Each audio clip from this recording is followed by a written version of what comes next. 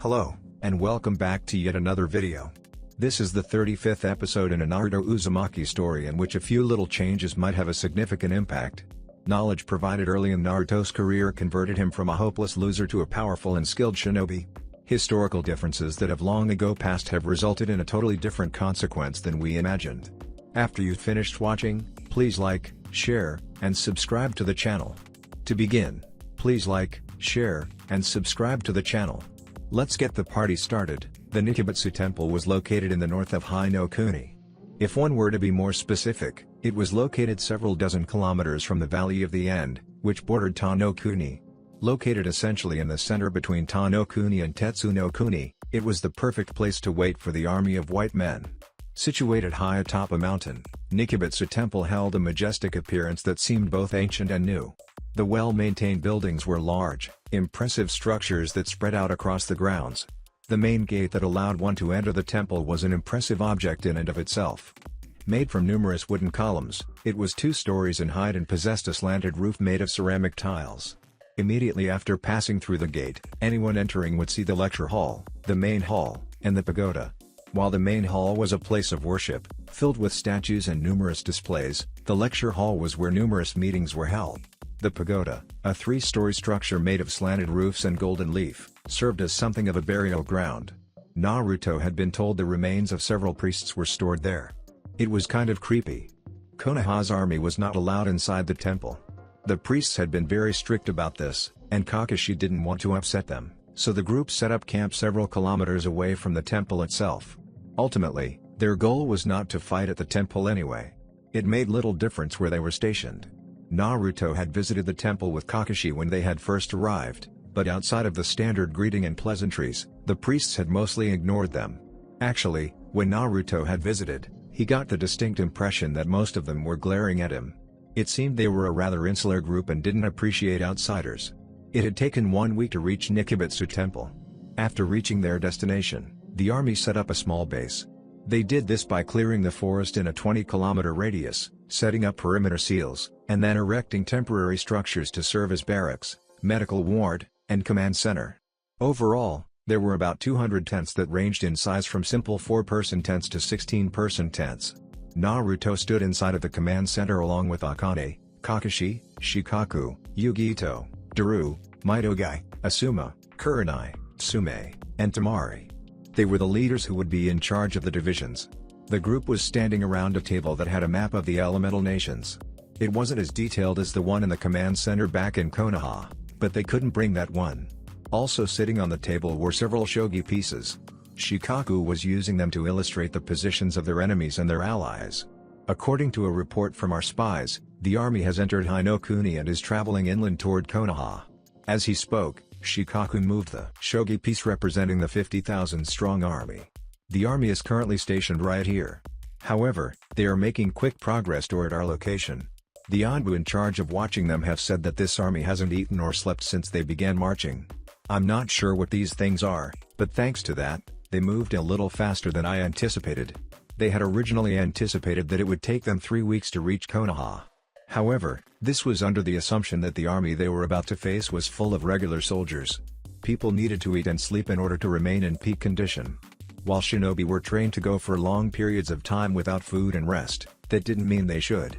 An army marches on its stomach, but this army seemed to have been made of creatures who didn't even have stomachs. As it stands, we just barely made it ahead of them.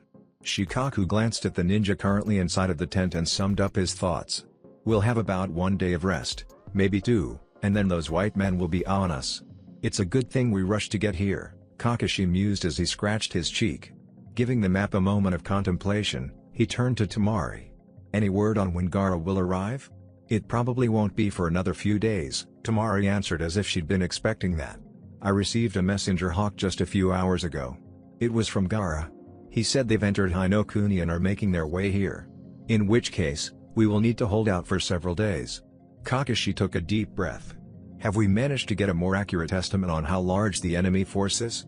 The initial estimation was 50,000. However, that was a rough estimation that Naruto had made based on the memories he received from his clones. We've managed to get a more accurate accounting of our forces' numbers, Shikaku said. Naruto's initial estimation was a bit off. The army is about 60,000 strong. That doesn't sound good, Asuma mumbled. An army that large is going to be trouble, Midori admitted. While I am confident in our ninja, even the best ninja will fall when faced with such an overwhelming number of enemies. I'm afraid it gets worse, Shikaku said to the group. How can it get any worse? Asked Kurenai. Shikaku gave her a look that truly defined the word grave. The 4 Hokages and Sakumo Hatake aren't the only people who are Orochimaru reincarnated. Naruto felt a slight shiver run down his spine as he glanced at the others, noticing the worry on their faces. Those white men were one thing. Their strength was negligible at best.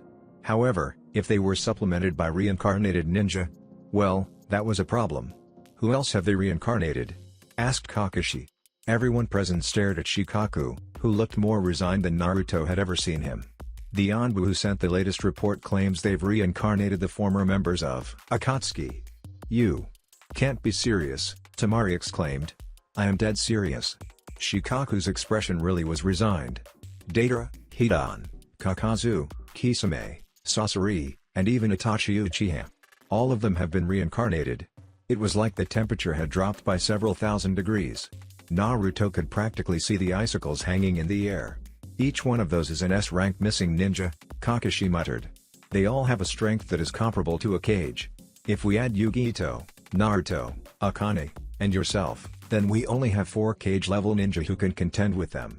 Shikaku's frown grew increasingly large. Unfortunately, Naruto and Akane are going to be battling against the 4 Hokages and Sakumo Hatake. That means only yourself and Yugito have the strength to deal with them in a one-on-one battle. Everyone else remained silent as Shikaku spoke. He was their strategist. Even Kakashi didn't dare interrupt the man despite having become the Hokage. At any other time, I would have suggested creating several squads specifically to deal with this group, Shikaku sighed. But that won't work either. We're an army of 5,000 strong going up against an army of 60,000. We're already grossly outnumbered, so we can't actually afford to spare any ninja to take them out. Naruto stared at the map as he thought about this problem. It mostly came down to numbers. The simple fact was they didn't have the numbers to divert anyone from their post to take care of the reincarnated Akatsuki members. Perhaps if they did, they would have been able to do something. If he or Akane could spare some manpower, then I might be able to help out. Naruto raised his head, causing everyone to glance at him. How can you help? Asked Asuma. Shadow clones, Naruto answered with a smile. With my normal chakra, I can summon over 10,000 shadow clones. However, when I use my hybrid mode, I can summon around 50,000. That should give us enough numbers to fight against this army and divert some forces to taking care of the Akatsuki members. While several of the people inside of the tent like Midori, Asuma, and Daru seemed to like the idea, Shikaku immediately vetoed it. The Kage Bunshin no Jutsu is a technique that splits your chakra in half to create a clone. If you split your chakra that many times, you'd barely have any left to fight with yourself. Naruto was already aware of that, but he had still proposed it regardless. No one else seemed to have any ideas anyway. What else can we do? Asked Naruto. He stared at Shikaku and the others with a hard look. We are outnumbered, outmatched, and currently have very few options available to us. This might be the only way to combat the army. You bring up a good point, but can you state confidently that you can defeat the Hokages after having your chakra exhausted by summoning an army of shadow clones? Asked Shikaku. Maybe. Naruto thrust out his chest. I won't know until I try. A strange tension seemed to fill the air as Naruto and Shikaku stared at each other. There was no hostility in either person's gaze, but it still felt like a battle of wills was happening between them. Naruto understood how reckless his actions sounded, but even so, he believed in his own strength. He had never tested the limits of his chakra capacity after merging with Yami. That said, he knew that his reserves were nothing to scoff at. According to Akane, he had potentially even more chakra than she did because all of her chakra had been transferred to him when his mom removed the seal. He was sure he could do this. However, just before anyone else could speak, another voice spoke from the entrance. Perhaps perhaps we can be of assistance. Everyone looked over to find a beautiful woman with blue hair and amber eyes with lavender eyeshadow standing by the entrance. No one knew how she had snuck into their base. However, when everyone saw the black cloak with red clouds that adorned her body, they immediately drew their weapons. I am not here to fight with any of you, Konan said. If you aren't here to fight, then what are you here for? Asked Daru. In response to his question, Konan pointed at Naruto. Everyone froze when they saw this. Naruto, who had been doing his best to remain calm, frowned at the woman. He sensed no killing intent in her. However, he could not forget that this woman worked for Pain, the man who had taken his sensei's life. Pain. "No, Nagato wishes to speak with you," she said. Naruto's right hand twitched several times, but he did his best to keep it still as he stared at the woman. He glanced briefly at everyone else. None of them looked happy with her words.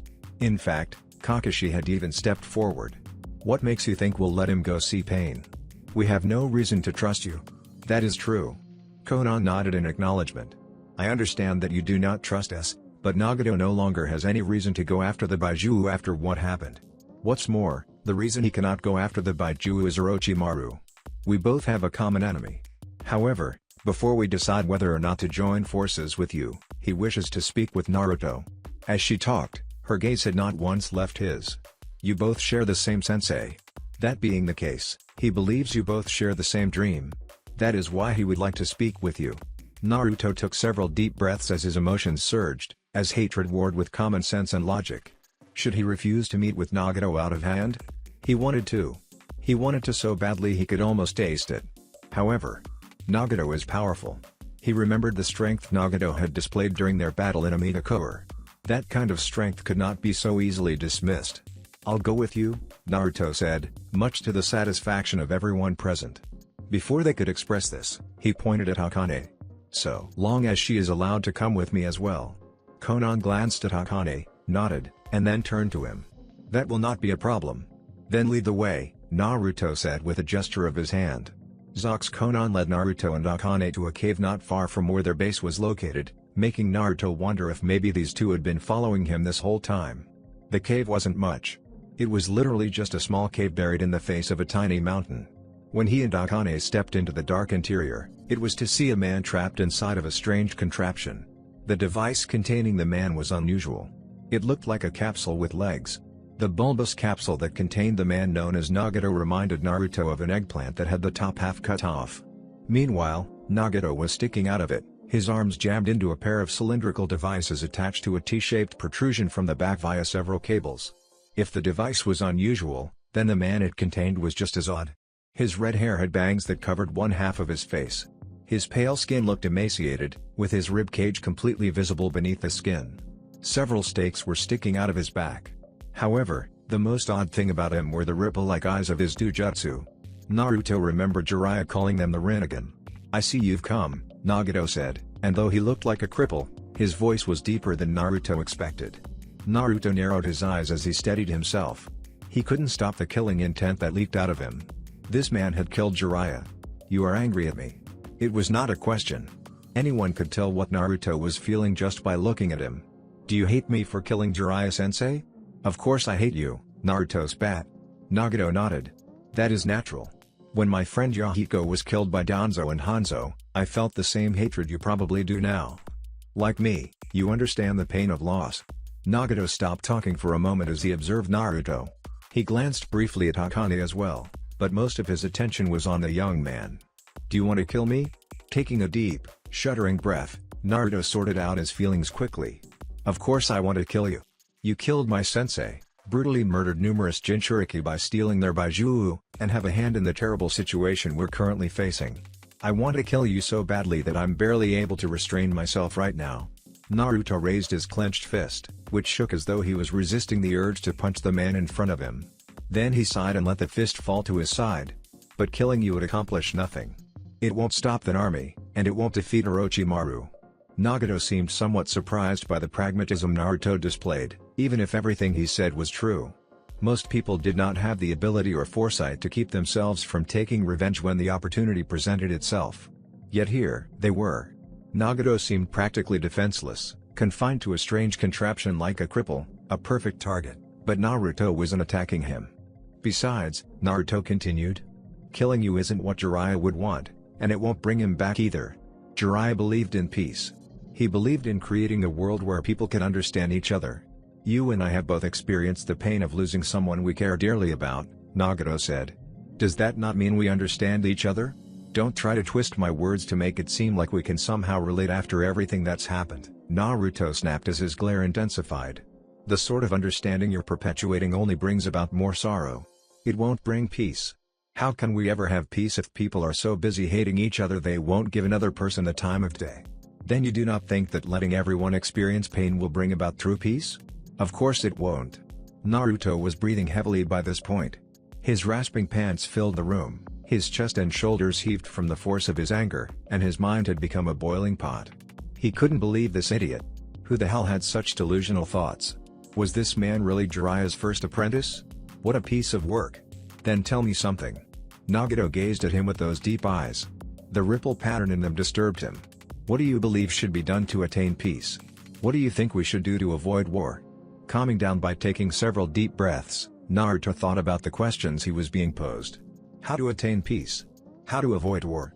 They were more or less the same question, but peace and war weren't always on opposite sides.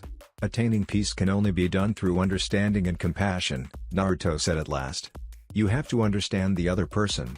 Furthermore, you have to make an effort and reach out to that person. For a nation, that means reaching out toward other nations and joining hands. Naruto thought his words were logical and well thought out, but Nagato snorted.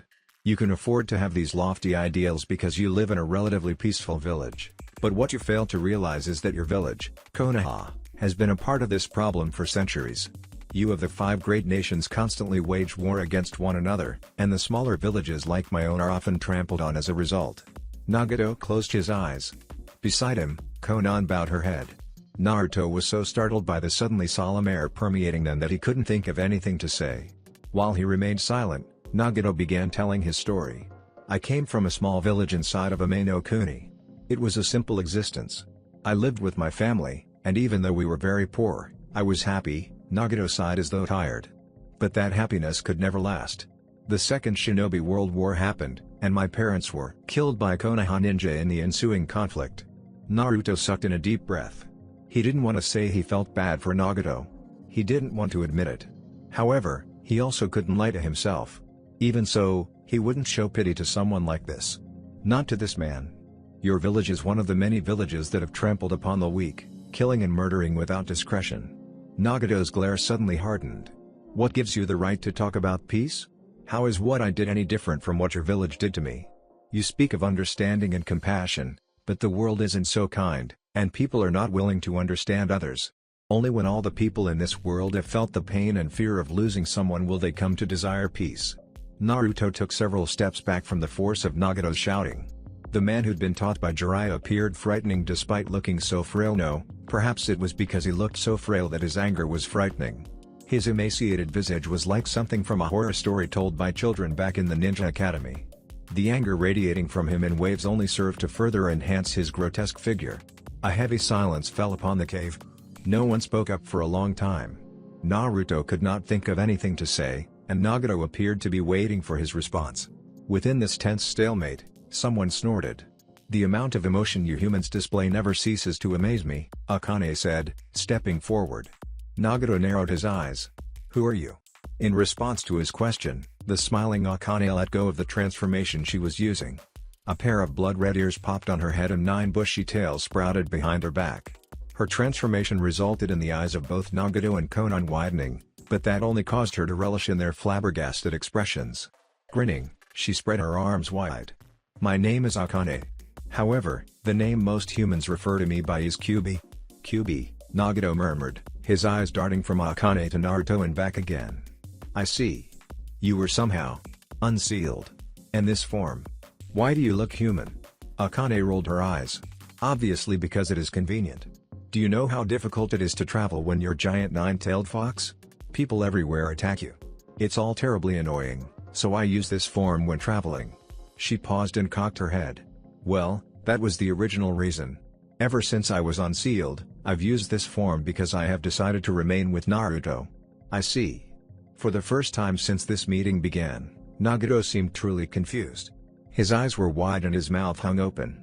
It was like his brain was having trouble comprehending the woman's words, simple though they were. Akane, Naruto murmured. Humans are an altogether unpleasant group, Akane said. You are constantly fighting, arguing, stealing, murdering, and taking from each other. I have lived for over 1,000 years, and in that time, I have never seen this true peace that you keep speaking about. The simple fact of the matter is that true peace is a lie. So long as there is someone who wants what other people have, there can never be true peace. Akane's smile was sardonic and filled with derision. The only peace humanity will ever possess is the peace of the grave. When all humanity has been extinguished, perhaps then the world will know peace. Naruto closed his eyes as he listened to the woman's words, which were a reflection of everything she'd been through. He knew she still thought this way. He also never blamed her for it.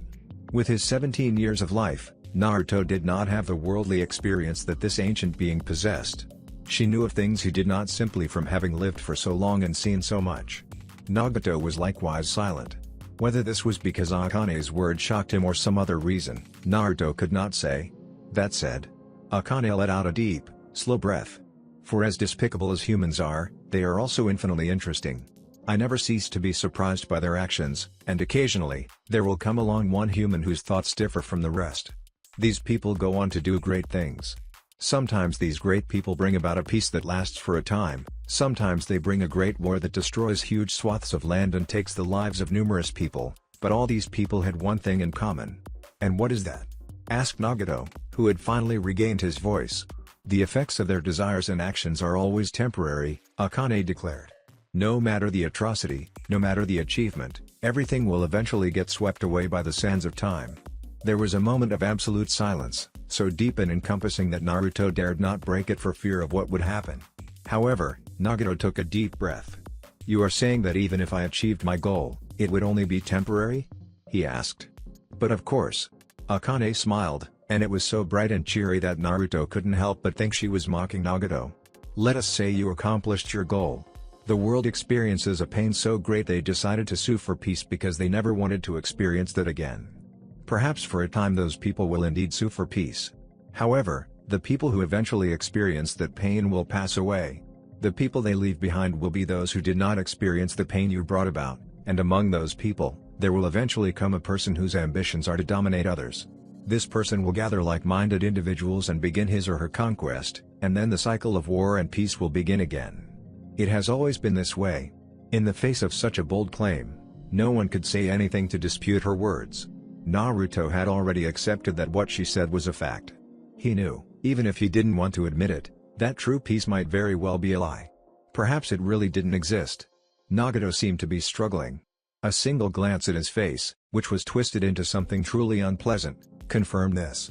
Akane glanced at Naruto. Her eyes seemed to say it was his turn to speak. Realizing what she wanted, he stepped forward. Her words might be correct, he said at last. Perhaps true peace cannot be attained. Nagato frowned at him. But I also believe it is possible for us to avoid senseless war and bloodshed. And how do we do that? Asked Nagato. Naruto closed his eyes. By creating an order whose job is to uphold the peace. Opening them again, he stared at Nagato. I will create a group who will work in secret to monitor the elemental nations and dispose of cancerous elements whose ambitions would bring harm to others. If we put out the sparks before they become a fire, we can achieve something close to peace. Nagato remained silent for a long moment, and then spoke slowly. According to the QB, such a group would only work for a time. There will eventually be someone who will destroy all that you have worked for and war will begin anew. Nodding, Naruto smiled. Yes, but even if I can only achieve a temporary peace, I'll be satisfied so long as the people can live with smiles for a time. Taking a deep breath through his nose, Nagato grew pensive as he stared at Naruto, who did not dare break eye contact. There was no way to know what was going through that man's head. However, Naruto knew this moment would be the deciding factor in their conversation. I think I understand you very well, and you may have a point. True peace might indeed be impossible. The strength in Nagato's shoulders seemed to leave him. Very well. You have convinced me. I will help you in this fight by taking on the ninja who have been reincarnated. I wish to see what sort of peace your way of doing things will bring about. With those words, an accord was struck. Naruto gained an ally, and though it was not someone he wanted help from, he knew better than to not accept the help. After all, given what they were up against, he and the others would need all the help they could get. Zuxinokuni was a nation made mostly of forest, but that didn't mean the entire nation was all forest, and within the thick foliage were numerous large clearings. It was one of those large clearings where the Konoha army had gathered. They stood within the foliage just before the clearing, on top of branches, behind trees, and under bushes. All of them were waiting on bated breath for the moment they would engage their enemy in combat. Sweat slowly dropped from their brows, leaving glistening trails. A few swallowed heavily as though trying to keep from being consumed by the tension. Mixed in with the standard blue and green of Konoha Ninja was the black and white of Kumo Ninja. The clearing that spread out before them was large, a flat piece of land that easily spanned 15 square kilometers. At the moment, there was nothing present, but all of the reports they had received indicated that the army of white men was traveling toward this clearing. Standing among these shinobi were several notable figures. The first among these figures was Naruto, whose spiky blonde hair and blue eyes made him easily recognizable. Akane, the red-headed beauty, stood next to him. Temari, Yugito, and Tenten were also nearby, prepared to lend a hand at any given time, though their job was different from Naruto's and Akane's. Of course, there was also Pain and Konan, a pair who received many incredulous glances, though whether that was because of Pain's emaciated figure or the Akatsuki cloaks they wore was anyone's guess. They stood out the most. Pain was leaning on Konan's shoulder as the woman supported him. It was enough to make people wonder what business this cripple had on the battlefield. Kakashi stood at the very head of this army. His single eye was narrowed as he stared at the clearing, watching it for some sign of movement. Alongside him were the captains who would be leading the charge once the battle took place. The only one not present was Tsume, who had a different task from the rest of them. "I sense a large amount of chakra signatures coming," Nagato suddenly said as he raised his head. Grimacing as the man spoke, Kakashi said, "Then I guess it's about time we all got ready." Lifting his headband, the man revealed his Sharingan eye and raised his hand. The world around them became quiet. All of the nervous movements from the ninja who were preparing to battle slowly settled down, until not even a rustle could be heard. These weren't some green as grass Shinan. Everyone there was at least a Chunin, and they all had experience with combat, if not war. At that moment, something emerged from the trees on the other side of the clearing. It was a single man. He had spiky blonde hair, blue eyes, and looked a lot like Naruto would if he was a few years older. This man stared at the other side of the clearing with a stern frown that didn't suit his face. "Minato-sensei." Kakashi sucked in a breath. After a moment, another man appeared. It was the white-haired Nidaime Hokage. He was quickly followed by the Shadaime and Sandaime Hokages. The last person to emerge was none other than Sakumo Hatake. The four Hokages and Sakumo stared into the forest at the other end of the clearing, where Konoha's army lay in wait. It was obvious to anyone they had been spotted. However, the five reincarnated ninja did not do anything right away. Following their appearance, even more figures emerged. It was the white men who reminded Naruto of Zetsu if Zetsu had been split in half. They came out of the forest in droves, thousands of them, so many that it was nearly impossible to count them all. Among the white men army were several more reincarnated ninja. They wore black cloaks with red clouds. There was a man with blonde hair covering one of his eyes, a man with slicked back white hair, a man with a hunched back, a man whose skin looked rough and had eyes with no whites, a black-haired man with Sharingan eyes, and a man who looked like a walking shark. "I guess we're up," Naruto said as he looked at Akane. "I suppose so," Akane sighed as though this whole situation was more trouble than it was worth. "I'm not really a fan of fighting, but I guess there's no helping it. We will deal with the reincarnated Akatsuki members," Nagato announced. Naruto wanted to ask what he could do in his condition, but he didn't. If this man said they would deal with the former Akatsuki members, then it meant he had confidence in his ability to do so. The man had the Rinnegan. He probably had some tricks up his sleeves. "We'll leave them to you," Kakashi agreed. "Naruto?" "Right." After taking a deep breath, Naruto undid the lock that kept his powers in check. The people standing near him backed off when chakra exploded from his body. It was not the blue chakra that a human possessed, nor the red chakra of a Baijuo. It was a dark purple, a mix between the two colors. The ground beneath his feet cracked. Fault lines spread out and widened. However, Naruto ignored that as his body transformed. His hair grew longer and went from blonde to a deep red, the whisker marks on his face turned jagged like thick scars, his eyes went from blue to purple and the rounded pupils became slits, and finally, his nails turned into sharp claws. Unknown to Naruto, 9 objects resting on the inside of his shirt began to glow the moment he unleashed his hybrid mode. Everyone who saw the transformation looked at him in shock, but that shock was nothing compared to how they acted when Akane suddenly revealed her true form. There was no exploding chakra like what happened with Naruto. A pair of fox ears simply appeared on her head. Then 9 bushy red fox tails unfurled from her back. Numerous eyes widened when they saw those, but no one dared say anything. Now wasn't the time anyway. As the chakra from Naruto surged like the rising tide, The army led by the 4 previous Hokages and Sakumo moved. They ran across the field as though rushing to their deaths. However, given who these people were, it was clear that the euphemism didn't truly work. "Let's go, Akane. I'm right behind you." Before the eyes of everyone, Naruto and Akane vanished. There was no forewarning. They were just gone. Not even a split second after they disappeared, a massive explosion of energy and sound slammed into them. Everyone held their hands to their ears as the wind howled and the world shook. Kakashi, who also had a hand to his ears, watched with his Sharingan eye as Naruto and Akane attacked 5 of the most powerful ninja to have graced the elemental nations. It was unlike anything he had ever seen. Naruto and Akane had appeared in front of the group with a speed that seemed unreal. Even his Sharingan had trouble keeping up with it. A small orb of spinning chakra took shape in Naruto's hand. Then Akane added her own chakra into the mix, turning the spinning purple sphere into a gigantic red ball that was easily 2 times the size of a human. Naruto slammed the sphere into the ground in front of the Hokages and Sakumo, which detonated with a power that was unlike anything he'd ever witnessed before.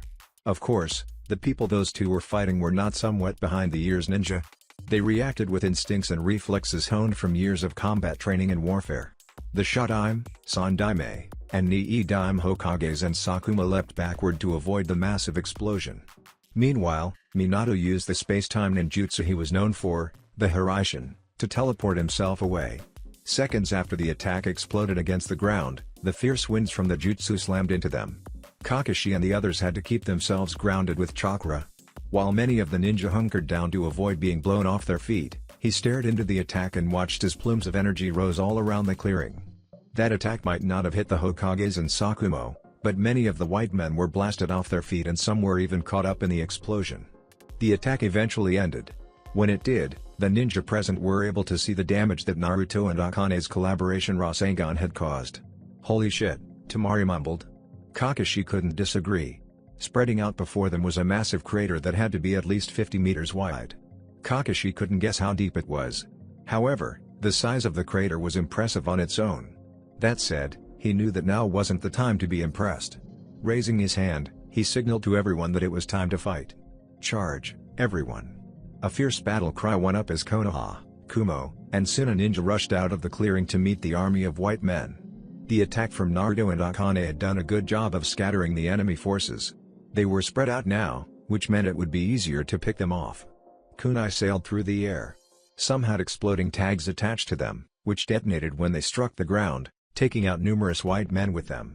Several meters to Kakashi's left, Tenten took out 2 scrolls, opened them, and launched thousands of weapons from within.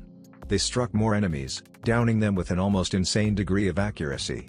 It wasn't just projectiles that soared through the air, several ninja had created a number of hand seals and shouted out the name of their respective jutsu. Fuuten, Repushu, Wind Release, Gale Bomb. Katen, Gokyaku no Jutsu. Several Suna ninja clasped their hands together, compressing the wind between their palms and transforming it into a powerful gale. As they launched the gale technique at the enemy forces, a number of Konoha Shinobi inhaled deep breaths of air, and then spewed massive fireballs from their lungs. The fireballs converged, becoming bigger, and then they struck the gale technique. It was like a firestorm. The moment the combination fireball technique struck the wind, the fire expanded rapidly into a tempestuous storm that seared the very ground. A large number of white men were unable to do anything as the massive sheet of fire, which was reminiscent of a tidal wave, washed over them. Their bodies combusted as they were reduced to ash. They didn't even get a chance to scream. Not wanting to be left out, Kakashi ran through a series of hand seals as he raced toward the white men. A spark appeared on his hand. It was followed by an intense crackling noise. The crackling turned into chirping. It was like 1,000 birds had all began chirping at once. Reikiri, Lightning Blade. Lightning appeared on Kakashi's hand. While it looked like nothing more than a mass of electricity at first, it quickly compressed around his hand, transforming into a sharp blade.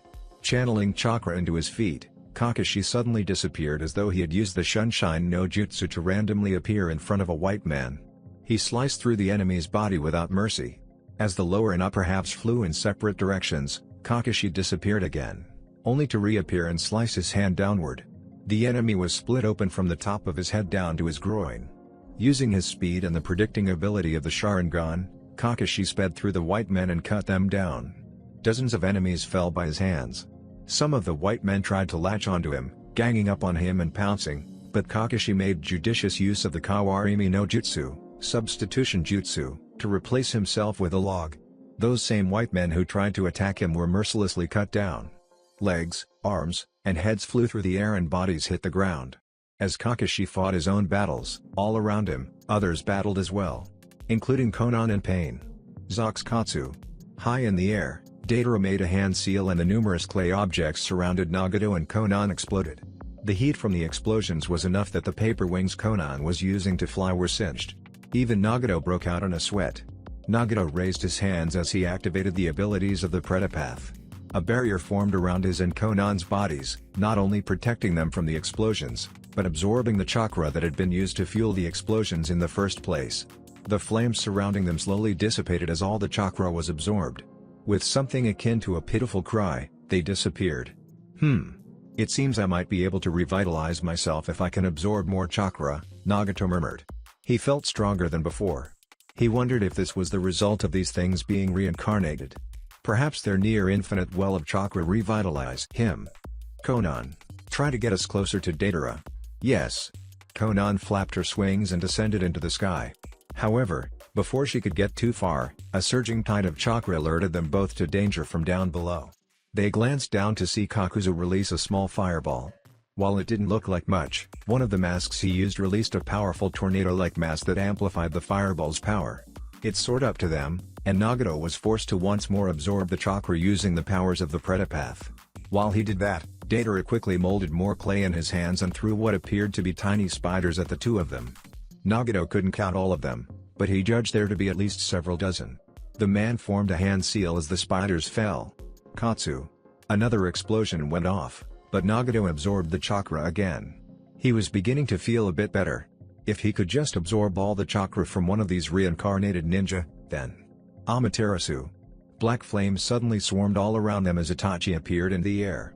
Nagato grimaced as he kept his energy barrier up to absorb the chakra of those flames, but even though he was able to do so, the heat from the black fire made even him feel pressured.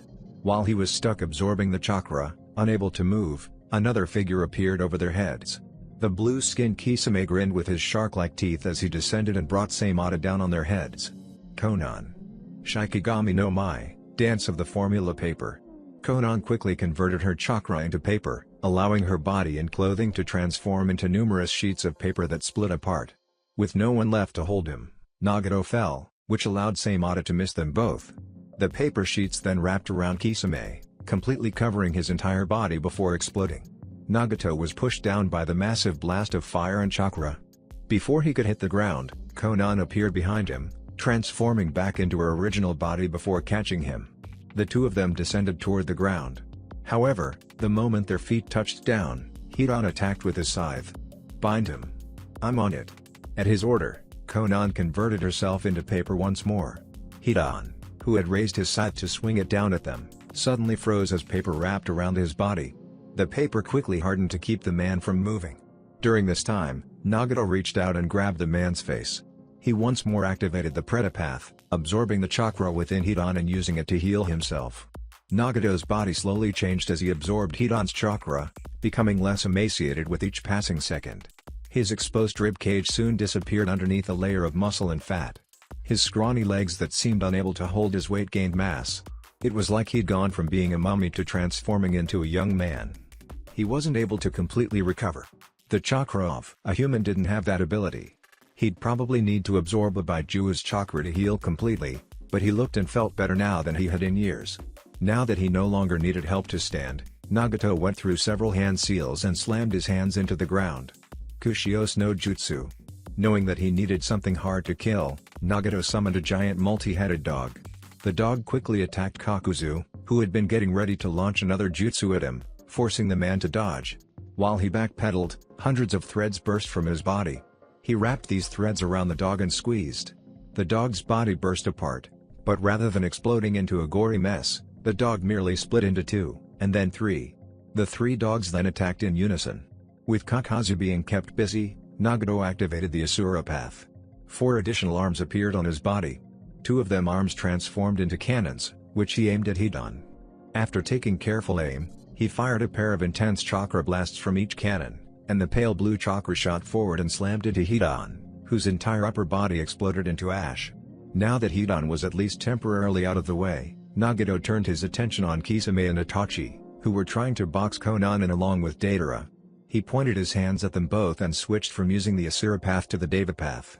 However, before he could help her, a long metal tail shot at him from his left. Shinra Tensei. He repelled the tail with his jutsu. Several meters away was Sasori. Nagato pointed a hand at the hunchbacked figure and clenched his fists. A massive explosion went up. However, it wasn't an explosion of fire. Sasori's body just blew apart as if an invisible force had destroyed him from the inside out. A figure jumped out of the puppet, the real body of Sasori, and Nagato sent him flying with another Shinra Tensei.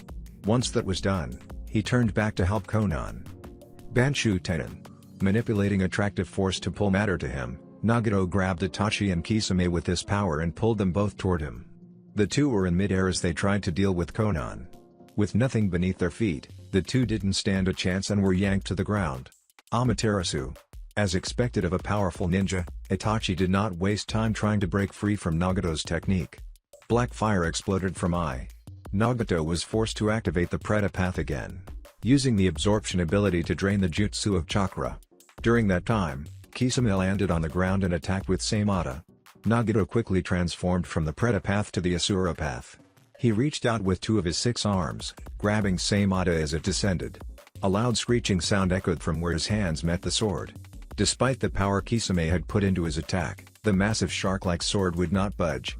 As the man struggled, Nagato aimed 2 more of his hands, which had been transformed into cannons, at Kisame's body. 2 massive bursts of chakra emitted from the cannons, blowing 2 holes clean through Kisame's chest. The man staggered back. His grip on Saimata eased up and the pressure on Nagato relaxed, giving him the perfect opportunity to attack again. Shinra Tensei. This time, Nagato manipulated the repulsive force to push matter away. In this case, Nagato slammed this force into Kisame, who was blasted off his feet and sent flying far into the distance. With something of a free moment, Nagato took a quick chance to survey the battlefield. Numerous white men were engaged with the Konoha, Kumo, and soon a ninja. Nagato knew they were the white half of Zetsu. Hidan had already regenerated from Nagato's last attack and Sasori was back. Meanwhile, high above his head, Konan was engaging Deidara in a battle of paper jutsu versus exploding clay bombs. Konan. Help me lead them away from the battlefield. Okay. Konan held her hands above her head, gathering a vast quantity of paper sheets into a single chakram-like shape. She didn't waste time in hurling it toward Deidara. The S-ranked missing ninja from Miwa created a large clay bird, which he sent flying at the chakram. Katsu. The bird exploded, taking the chakram with it, but Konan used that moment to fly away and head toward Nagato, who was already running away from the battlefield. The 6 former members of Akatsuki were quick to give chase. I'm guessing you have a plan? Konan asked as she flew alongside Nagato, her wings flapping. Nagato nodded as he raced across the battlefield. There were so many independent battles happening all around them that everything looked like a confusing jumble of individuals' fights merging together. Several meters to his right, a group of ninja were trampled on by over a dozen white Zetsus. On his left, a pair of ninja created a collaboration water and lightning jutsu to fry numerous white Zetsus. The ground was quickly becoming littered with corpses and stained with blood.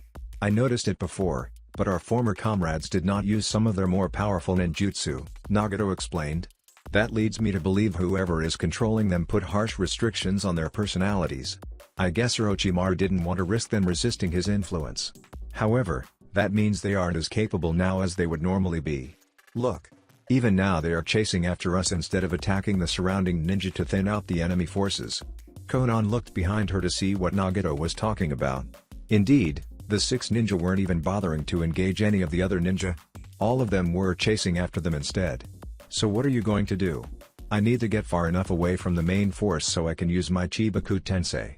Even if that doesn't kill them, it will hold them until we can release the reincarnation ninjutsu. Konan nodded. With Nagato's revitalized form, it wouldn't be hard for him to form a Chibaku Tensei with relative ease. The 2 of them quickly left the clearing and began leaping through the forest. The 5 reincarnated ninja moved swiftly as well, chasing them like a bloodhound. As they darted through the trees, Nagato was forced to absorb more jutsu using the Preta path when Itachi and Kakazu attacked him. I just noticed something, Konan began as she used several paper shuriken to slice a number of clay bombs apart. Why isn't Madara with them? The moment she asked this question, Nagato's body grew tense. His senses warned him of danger. He reacted to this quickly, grabbing Konan and leaping away from the place where they had been soaring. His actions were just in time. Barely a moment after he left that spot, a distortion appeared around the branch he leapt off. The branch vanished. "It looks like there is your answer," Nagato said glumly. At that moment, a familiar man in an orange mask descended from a tree and tried to attack them. Konan and Nagato split apart. Madara went over Nagato, performing a series of hand seals and releasing a massive fireball jutsu. Nagato made liberal use of the Shinra Tensei to destroy the fireball and push Madara back. During the time where Nagato was pushing Madara back, the other 5 descended upon him. Kisame sliced at him with Seimata, but he blocked it by once again using the Asura Path's incredible strength. Kakazu tried to use a jutsu. However, the now 6 massive dogs had stuck on his tail and attacked him en masse. Itachi broke into a dozen crows and appeared before him, but Nagato recognized the genjutsu and broke it quickly. He then used Banshu Tenon to pull the man toward him before reverting to the Asura Path and kicking him in the chest. Pushing chakra into the bottom of his feet, he set Itachi soaring backward. At the same time, he set a Shinra Tensei towards Sasori, smashing the human puppet into a tree that broke apart on contact. Konan did an admirable job of keeping Deidara busy as they fought a moving battle. It didn't take much longer before they entered another clearing. This one wasn't as big as the one where the other battle was taking place. However, Nagato judged that it was far enough away from the main battle to suit his purpose. Reverting to the Deva path, Nagato began building his chakra as he did everything he could to avoid being killed. Black fire tried to engulf him. Waves of water attempted to crush him. Massive explosions rang through the sky, causing the air to burst. Throughout it all, he and Konan played a defensive battle. They landed on the ground, back to back. Konan went through several hand seals. Thousands of paper sheets split from her body and flew around them, 2 of them, spinning so fast they looked like a miniature tornado. The paper quickly covered them like a dome. Multiple explosions came from outside. Then black fire began eating away at the paper. "You had better hurry," Konan grunted. "This defensive measure won't last much longer." Nagato didn't say anything as he clapped his hands together. His chakra surged between his palms as he slowly drew his hands back, revealing a small black sphere. He gritted his teeth as he summoned as much chakra into this technique as he dared. One sphere turned into 2, which became 3, then 4, 5, 6, and finally, 7. "I can't hold on any longer," Konan shouted as the paper dome suddenly evaporated, eaten by the black flames. "I'm done. Chibaku Tensei." At that moment, Nagato released all 7 spheres into the air. Nagato had never used the Chibaku Tensei like this. The 7 spheres swiftly flew into the air. Each black sphere acted as its own center of attraction, drawing in everything around it. The air distorted as the sucking force ripped massive chunks of earth from the ground. Nagato grabbed Konan and used the Asura Path to propel them both away from the center of his technique. The former members of Akatsuki weren't so lucky. Turning around to watch what was happening, Nagato was able to witness each member of Akatsuki get pulled up by the respective heavenly body that had grabbed them. They did try to escape. However, the attraction force was far too strong. Along with the massive amounts of earth, numerous trees were ripped from their roots. Nagato eyed one large piece of land that was torn from the ground, broke apart, and slammed into the sphere that contained Itachi. Almost a minute after he performed the jutsu, the technique was complete, and 7 spheres several times the size of a person hovered in the air. "That should hold them," Nagato muttered with a heavy sigh. "Are you okay?" asked Konan. "Yes." He smiled. "I am just tired." "Then let's rest for now," she suggested. "Our part in this battle is done anyway." "Yes." Lowering himself to the ground, Nagato winced as he bent his stiff legs. It had been so long since he had used them that they felt awkward. Konan also sat down beside him. Together, the 2 of them looked into the sky at the floating satellites overhead. Zox running away was harder than it looked when the people chasing after you were cage-level opponents. Makuten, Mokuryu no Jutsu, Wood Release, Wood Dragon Jutsu. From their left, a massive dragon made of wood burst out of the trees and charged toward them. Its long, serpentine body had to be at least 20 feet long. Numerous bone-like protrusions grew from its head in a crown and descended down its back. This massive beast, which flew toward them with its jaws wide open as though seeking to devour them, was met by Akane. Ha! It was impressive how Akane turned the moment her feet touched the branch, blasted off like a fire jutsu, and reared her fist back. The air around her fist distorted as she channeled vast amounts of chakra into it. Then she brought it down on the dragon's head. It exploded. Massive red chakra slammed into the beast's head, rippling outward, and then the head and dragon exploded, scattering wood fragments everywhere. Suten, Suijin Heki, water release, water wall. A loud shout echoed through the air. Naruto had only a moment to leap away before a water exploded from the ground. He flipped through the air, channeled chakra into his fists, and launched them forward. Senpuken.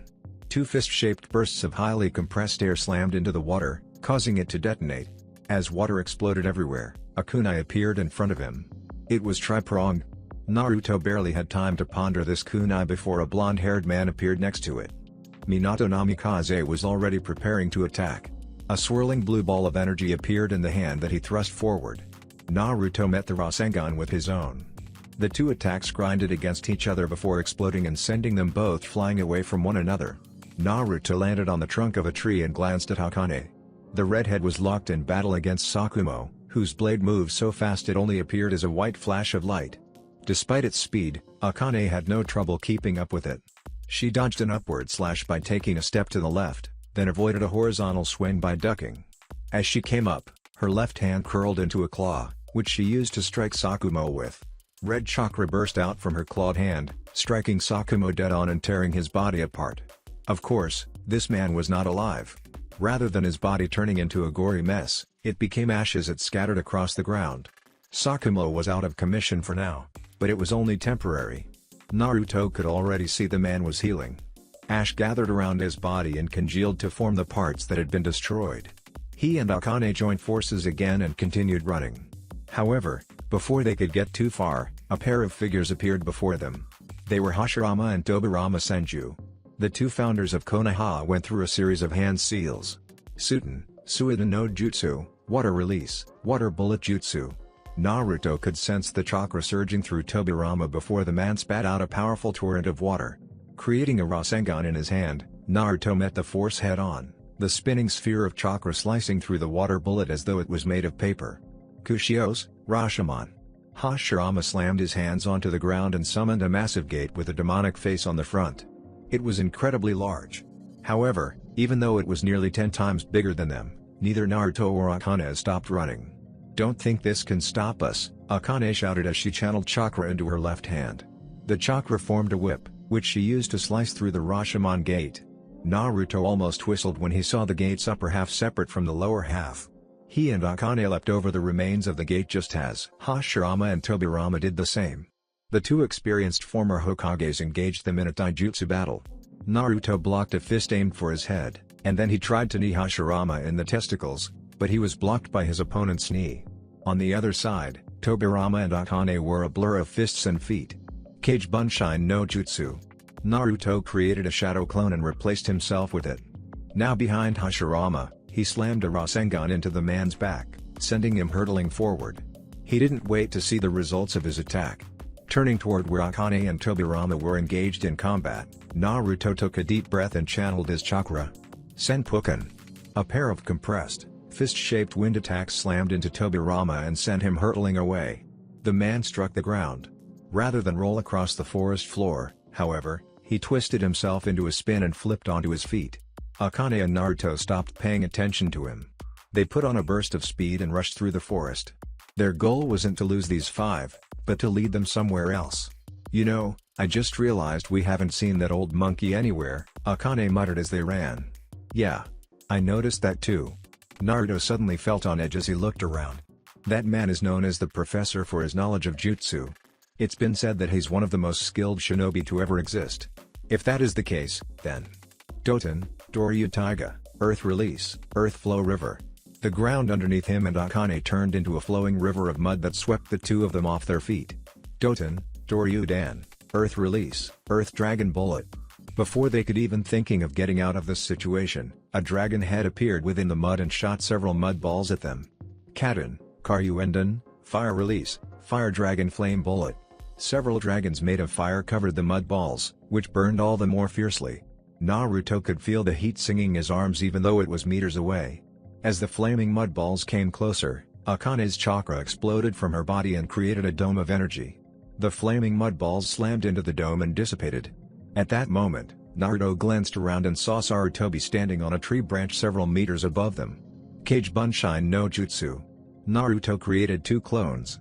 One created a Rasengan, while the other channeled more chakra into the Rasengan, causing the jutsu to grow in size. The 2 clones launched themselves at Sarutobi. However, Naruto and Akane didn't wait around to see what would happen.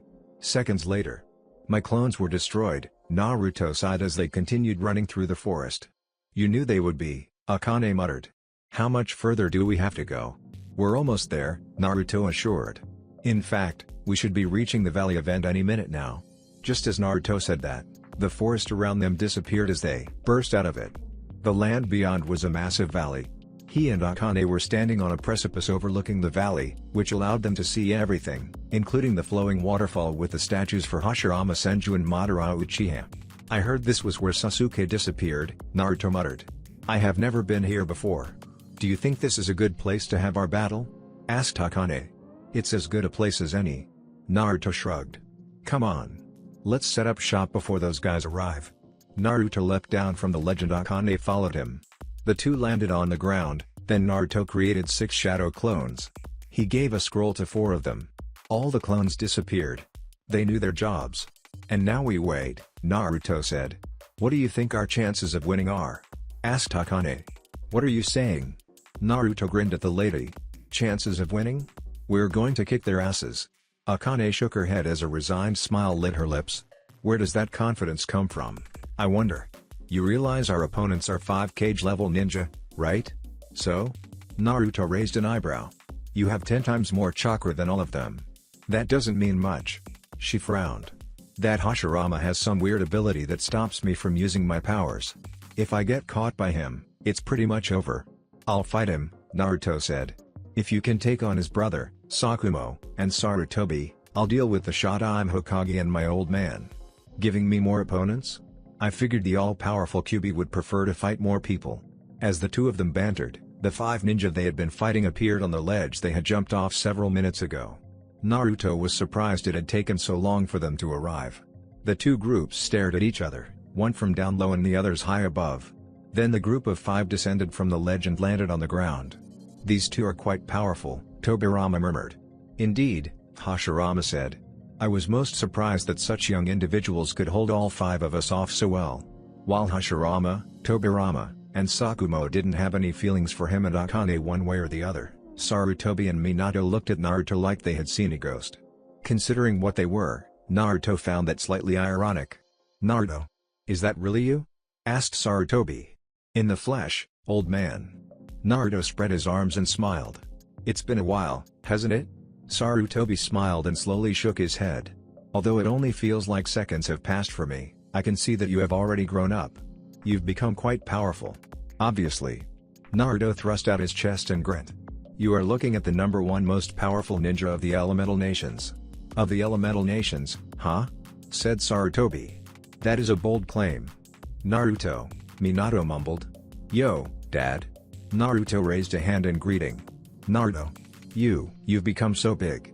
Despite his face being fairly emotionless, perhaps due to the controls placed on him via the reincarnation jutsu, tears welled up in his eyes. You were just this little thing when I last saw you. Ugh. If you're going to tell baby stories, then I'm leaving, Naruto grumbled. While Sarutobi snorted, Minato's lips actually twitched a bit. However, it seemed whatever controls had been placed on these 5 was strong. His face still didn't display much emotion.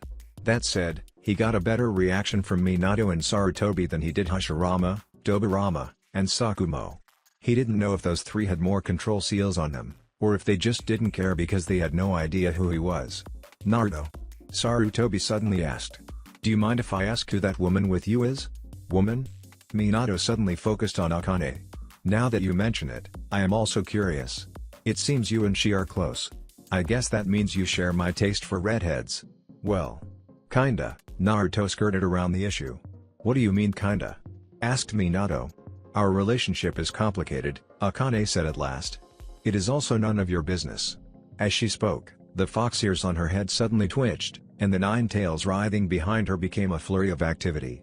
The 5 Kage level ninja quickly spotted these appendages. While they seemed confused at first, enlightenment entered their eyes moments later. I thought I recognized that chakra, Minato muttered in shock. "You are the Kyuubi?" "That's right," Akane said. "Huh?" Minato cupped a hand to his chin. "I had no idea you were a woman." Neither Akane nor Naruto bothered to explain that she technically wasn't male or female. She could theoretically choose whatever form she wanted. Akane had chosen a female form because her observations had shown her that it was easier to manipulate people if she was a woman. Having decided that the time for conversation was over, Naruto and Akane rushed forward. Minato, the fastest among them, threw his kunai and appeared between the two. It was way too fast. Had they been anyone else, neither of them would have been able to respond. However, they had already known what to expect, so when Minato appeared between them, a Rasengan in each hand, Naruto and Akane slammed their feet into his face. Minato was launched clean backward. He slammed into the cliff wall, which broke upon impact and sent a massive amount of rubble tumbling down. That moment initiated the battle. Chujokubutsu, top transformed Buddha. After going through a series of hand seals, Hashirama created several gigantic wooden statues, each of which had hundreds and even thousands of hands. Naruto raced toward the Hashirama. The man commanded the hands to descend upon him. There were so many that it should have been impossible for anyone to dodge. Naruto vanished on the spot. The hands slammed down, and then Naruto reappeared on top of the long arms. With a slice of his hands, he created a wind blade that cut straight through the wooden arms. However, more hands were coming. They rose into the sky and flew down swiftly, forcing Naruto to perform his disappearing act several more times. The ground around them shook and broke apart, with massive fault lines spreading out all around Naruto. Each one was large enough that he was afraid of falling in. He did his best to focus on dodging the hands as they came, but there were so many, and the longer he continued to avoid them, the closer they came to hitting him. Hashirama is getting my timing down. He only realized a few seconds too late what the man was trying to do. Just as this thought flashed through his mind, several hands crashed into him. The force of the assault was so powerful that Naruto felt like he was being crushed. Each hand slammed into him like a tsunami crashing into a small village. Gritting his teeth as he endured the pain, Naruto released a massive burst of dark purple chakra. It was nothing more than him exercising his excess power. However, his chakra had a unique corrosive effect on other jutsu. The wooden fists attacking him decayed and burned away as though they'd been ducked in acid. Once he destroyed the hands, Naruto attacked the statues. He created one shadow clone for each statue. The shadow clones created a Rasengan with wind chakra enhancing them, and then they attacked while Naruto went after Hashirama. With a ferocious yell, Naruto engaged Hashirama in a taijutsu battle. He swung at the man with a sloppy corkscrew punch. His opponent, seemingly shocked that he would use such a sloppy technique, easily avoided the attack in a manner that was almost lazy. Naruto used that moment to surprise his opponent by stomping on the ground and releasing a burst of chakra. The ground shook, Hashirama stumbled, and Naruto slammed a Rasengan into his face. "It's just as I thought. He isn't as strong as he should be. Orochimaru probably has a tighter leash on the Kages and Sakumo to keep them from resisting." However, that came at the price of making them less powerful. As this thought flashed through his mind, 6 tri-pronged kunai suddenly appeared around him. Naruto sensed the air currents shift and spun around. He raised his arm to block Minato's attack, a powerful punch that jolted his arm. Before he could consider retaliating, his dad disappeared and pain suddenly erupted from his spinal cord. Gnashing his teeth together, Naruto spun around and sent a wind blade at his opponent, but Minato had disappeared by then. It wasn't long after the initial attack that Minato began flashing around Naruto at speeds he just couldn't keep up with. The man was so fast he was like lightning. Cuts and bruises appeared on his body as he tried his best to keep up with the man. But no matter how quickly he responded, Minato was always just a little bit faster, disappearing one moment and attacking from his blind spot the next. All he could do was move to avoid letting his vitals be attacked. Makuten, Daijuran no Jutsu, would release, Great Forest Technique. While Naruto was busy engaging Minato in a losing battle, Hashirama's arms suddenly transformed into giant trees. The trees rapidly grew, lengthening at a baffling speed as they forked into many branches. Then the branches transformed into sharp stakes. At that moment, Minato leapt back and allowed the stakes to attack Naruto. They pierced his body numerous times. However, just as the attack stabbed into him, the Naruto in front of them was replaced by a log. Before either of them could begin searching for Naruto, a loud screeching noise echoed from above them. They looked up. Naruto was hovering in midair. He had raised his hand eye over his head, where a swirling ball of bright purple chakra spun around in all directions. The Rasengan was much larger than a normal one. Aside from being nearly twice as large, it also had several pointed blades spinning around it, making the jutsu look like a Fuuma Shuriken. Fuuten, Rasen Shuriken. With the power granted to him through his hybrid form, Naruto lobbed the attack toward Minato and Hashirama. The pair's eyes widened just as the speeding technique slammed into the ground between them. After striking the ground, the central sphere of the Rasen Shuriken detonated with a powerful destructive force. A vortex of wind spread across the area. This purple-white vortex expanded rapidly, growing until it was about 15 meters in diameter. Even though the amount of destruction was contained to just the vortex, the jutsu was so powerful that Naruto was pushed backward and dust flew everywhere. He landed on the cliff wall and stuck there with chakra. As he knelt upon the wall to catch his breath, he glared into the vortex to see if the two had survived. While Naruto was battling against Hashirama and Minato, Akane had taken to engaging the other 3 cage-level ninja. She used no ninjutsu in her attacks. She didn't need to. Her 9 tails grew until they were nearly 10 times their original size and slammed into the ground, creating earthquakes with every attack. Sarutobi, Sakumo, and Tobirama were constantly being forced to leap around in order to avoid the attacks. Whenever one leapt into the air, Akane would launch a compressed ball of chakra that slammed into their bodies and detonated with a destructive force that didn't lose out to his Rasen Shuriken. That woman. It was clear from how well she was doing that Akane really did have more destructive potential than him. Her control over her own chakra was fantastic. He wondered if he'd be able to use his chakra like she did eventually. As he eyed their battle out of the corner of his eyes, Naruto watched as Tobirama and Sarutobi created a water/lightning combination attack. The powerful beam of energy that formed from their 2 jutsu raced toward Akane. However, just when it looked like the beam of destruction would slam into her, a red barrier appeared and took the attack. Despite the attack being blocked, the ground underneath her feet shattered, which caused Akane to lose her footing. At that moment, Sakumo appeared and thrust out his sword, which Naruto realized was coated in lightning chakra. It looked like his attack would pierce her chest. Yet Akane raised her hand just before it hit. The white blade slammed into her palm but didn't penetrate it. Naruto wondered why at first, but then he saw the red chakra being emitted from her palm and realized it was because she had created a thin layer of chakra to form a protective shield. As Naruto was admiring Akane's supreme chakra control, the vortex of swirling wind energy disappeared. He looked at the giant crater his attack had formed. It was about 15 meters across and probably 5 or 10 deep. Minato and Hashirama weren't there. For just a moment, Naruto wondered if perhaps they had been blown to bits, but then he sensed movement behind him and leapt off the wall. An explosion of chakra pushed Naruto back. He landed on the ground and looked up to see his dad standing where he had been. There was a massive hole in the wall. Naruto recognized the damage, which could have only been caused by a Rasengan. Makuten, Mokuryu no Jutsu. Naruto wasn't given time to admire his dad's destructive power as another serpentine dragon appeared before him.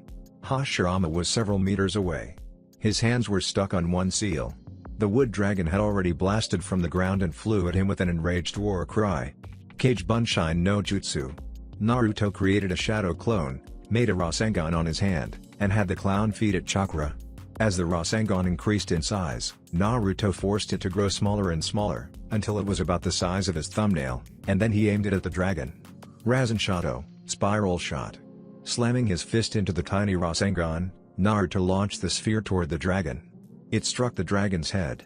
There was a moment where the wood dragon seemed to resist the tiny Rasengan. It was only for a moment, though, and then the Rasengan drilled straight through the dragon and burst out the other side. Perhaps due to the destructive energies of the Rasengan, the dragon exploded from the inside out and broke apart. Ha! Ha! Ha! Naruto took several deep breaths as Minato landed next to Hashirama. Damn! I'm actually beginning to run out of chakra. Naruto had no idea how long this battle had been going on for, but he was actually running low on chakra thanks to how many high-level jutsu he'd been firing. Some of those jutsu were still in the experimental phase too, so they wasted a lot of chakra. Maybe he should have held back. However, given his opponents, Naruto didn't think that would have been a good idea. Someone landed behind him. Naruto didn't turn around to see who it was. A soft back pressed against him, and several furry tails touched his legs. "Are your clones almost finished?" asked Akane. "I don't know," Naruto grumbled.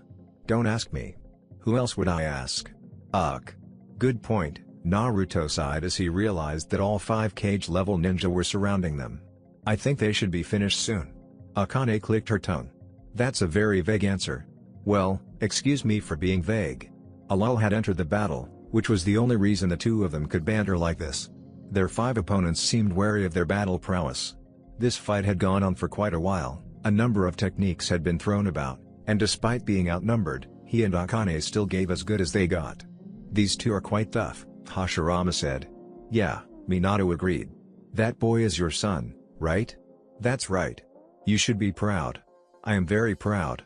Naruto heard the conversation between Hashirama and Minato, but he didn't have the time to feel pride because his clones finished their task at that moment. Kekaimon Gofu Jutsu, Hachimon Haijo Uzumaki Satiru, Barrier Gate 5 Seals Technique, Castle Closing 8 Gates Uzumaki Style. The moment those words had been spoken, 4 giant gates emerged from the ground in the north, east, south, and west of the Valley of End. Then a barrier suddenly sprang to life, connected to each of the 4 gates.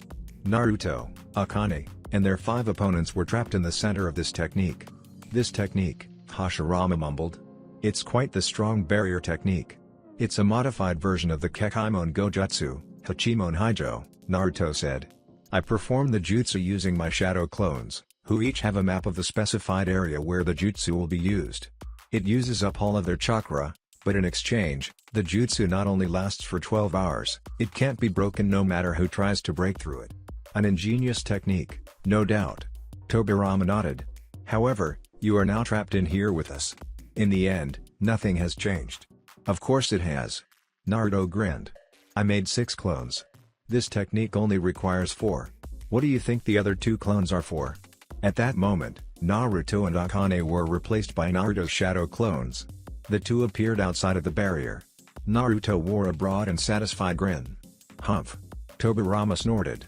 If you can just escape this by using the replacement technique, then so can I. Tobirama tried to use the replacement technique, only for nothing to happen.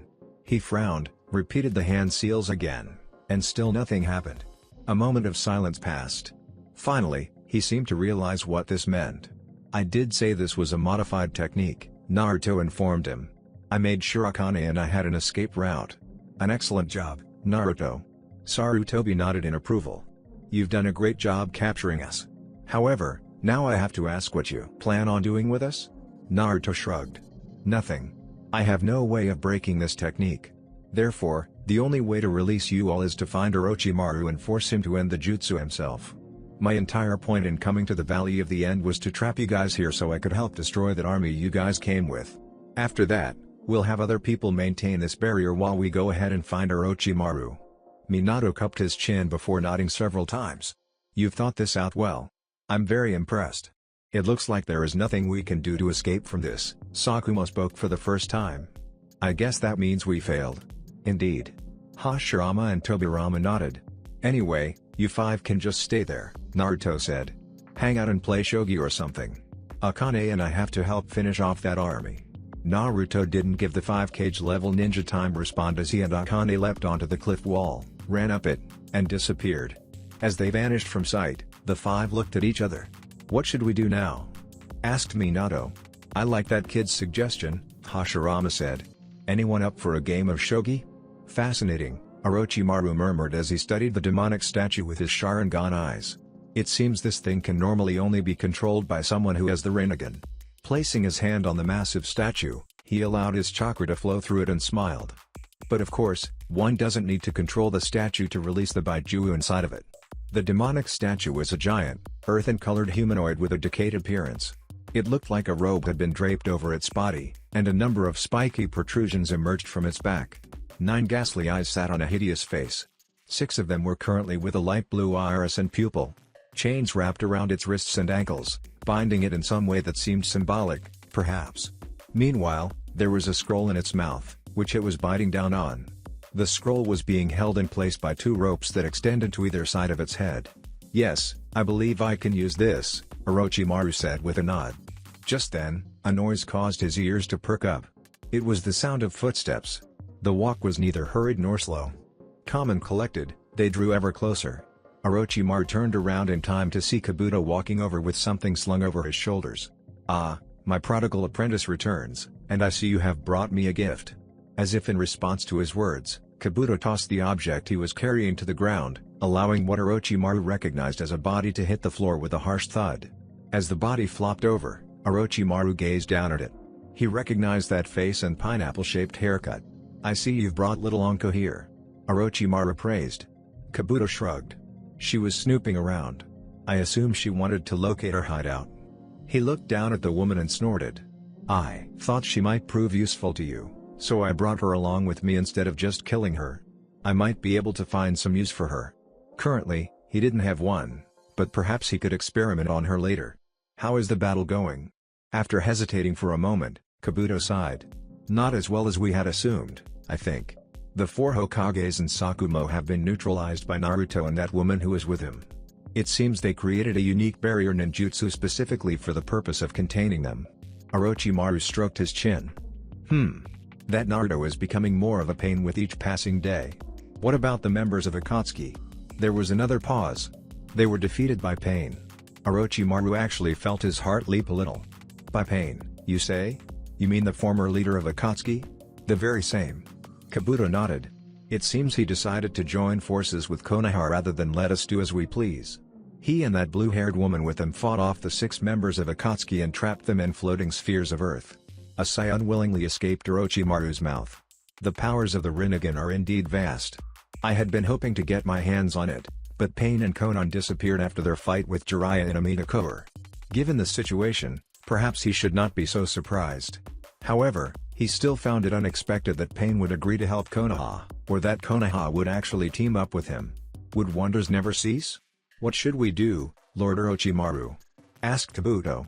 Orochimaru frowned for a moment, then glanced at the demonic statue before slowly shifting his gaze to Anko. Kneeling before the woman, he placed his hand on her neck. He touched the seal there. It was the seal he had placed on her a long time ago. Channeling his chakra, he attached a small thread to the seal, and then pulled. A smile split his face as the chakra in the seal slowly flowed along the thread he had created. The seal disappeared not longer after that.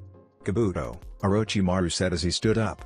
"I would like you to prepare the bodies of the 5 Jinchuriki that are sealed in storage. Plus 1 extra. Also, set the experiments loose on the ninja of Konoha." "Yes, Lord Orochimaru." Kabuto didn't dare disobey. After giving his master a nod, he turned around and rushed out to prepare the bodies, leaving Orochimaru alone with the unconscious Anko. "I suppose it is time I head out to the battlefield as well," Orochimaru mused to himself as he walked back into the laboratory. He wandered over to one section of the wall that was separated from the rest. There were 9 large sliding doors on this side. Unlike the other part of the wall that contained eyes, these doors contained something else. He slid the doors open one by one. Each container that opened had a scroll resting inside.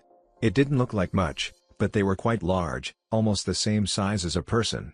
He smiled. "But first, I need to prepare some insurance," he said to himself. Zox Yugito's body was covered in fiery blue chakra as she raced across the battlefield. A number of white Zetsus appeared in her path.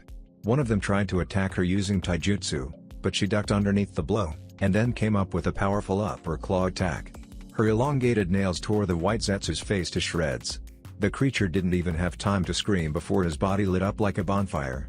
As the white Zetsu ran around in a panic, his body fat combusting and causing his insides to leak out of his pores, Yugito leapt into the air, twirled around, and struck another white Zetsu with her extended foot. Her kick not only lit her enemy's head on fire, but the attack was so strong it snapped his neck.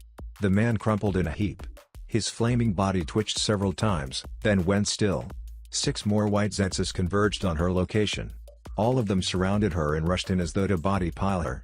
Yugito hissed as she slammed her hands into a ground and adopted a haunched posture like a feral cat preparing to fight against a dog. As she took this action, the flames around her body grew brighter and more fierce. Chakra circulated through her body, raising her temperature as well before, like a dam bursting, chakra poured out and caused the flames around her to erupt. All 6 white Zetsus caught fire. Their bodies combusted into flames, turning them into living fireballs. The pain was obviously too much. Agonized screams tore from their throats before the fire soared into their mouths, burning their trachea to the point where they couldn't even talk. Narrowing her eyes, Yugito used her ability to control the flames, spreading the fire throughout their bodies and burning them from the inside out. It wasn't long before nothing but piles of ashes remained. Standing up, Yugito let out a soft sigh. She had no idea how long this battle had been going on for. It felt like days had passed, But it couldn't have been more than a few hours surely. A glance around revealed that everyone else was still fighting. Kakashi was several meters away, lightning chirping in his hand as he cut through white zetsus like a scythe did to wheat. Temari and Tenten were fighting in conjunction, firing weapons and using winjutsu to increase their strength. Even Team Samui was utilizing excellent teamwork to fight against the overwhelming number of opponents. And speaking of their opponents, it really did seem like they were endless. Yugito could not help but grimace as she noticed more white zetsus pouring out of the trees. She must have killed over 1,000 of these bastards, and yet they just kept coming. Not knowing what else to do, Yugito was about to reinitiate her battle with the enemy when the ground suddenly rumbled. A lull appeared in the battle. A pause. Everyone, including the white zetsus, looked to where the source of the rumble had come from. Yugito turned her head and gaped when she saw numerous large chunks of land rising from the ground several kilometers away. She'd never seen anything quite like it. The earth was rising from the ground, being crushed into thousands of tiny pieces, and then converging on 7 locations. Several seconds passed before 7 floating spheres soon converged on those 7 locations. "What is that?" asked Yugito quietly. "Hell if I know," a purring voice answered from within her mind. "That said, this chakra feels mighty familiar. I could swear I have felt something like this before.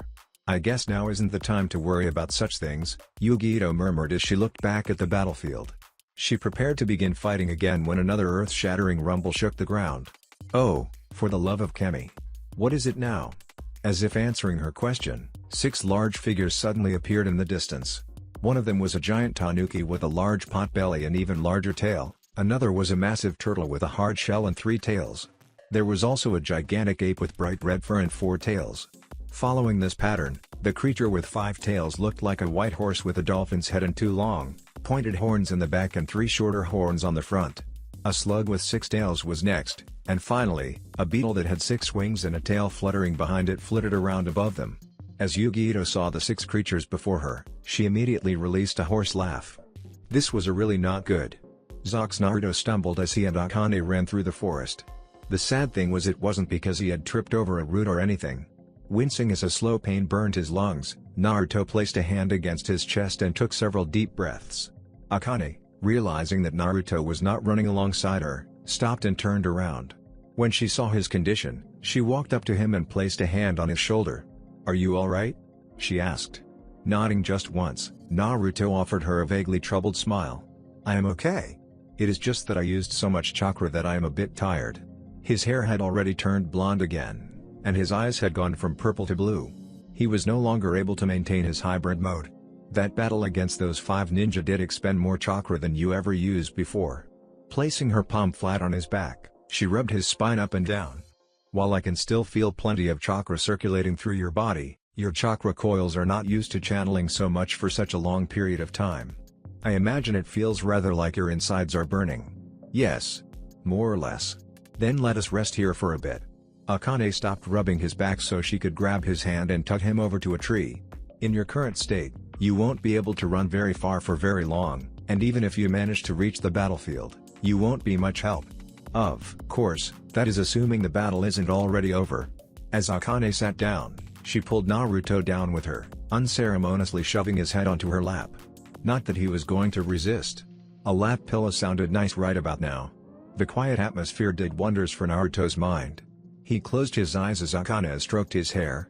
The gentle motions of her fingers rubbing his scalp was like heaven. Some part of him wished they could forget about the battle and stay like this. However, as if to put a damper on those thoughts, a massive surge of chakra erupted all around them. It was faint. However, the faintness didn't come because the chakra signature was small. It was because whatever had suddenly appeared was just so far away. That alone caused the hairs on his neck to prickle. Naruto and Akane were forced to stand back up. "Wait here," Akane instructed before running up the tree she had been leaning against.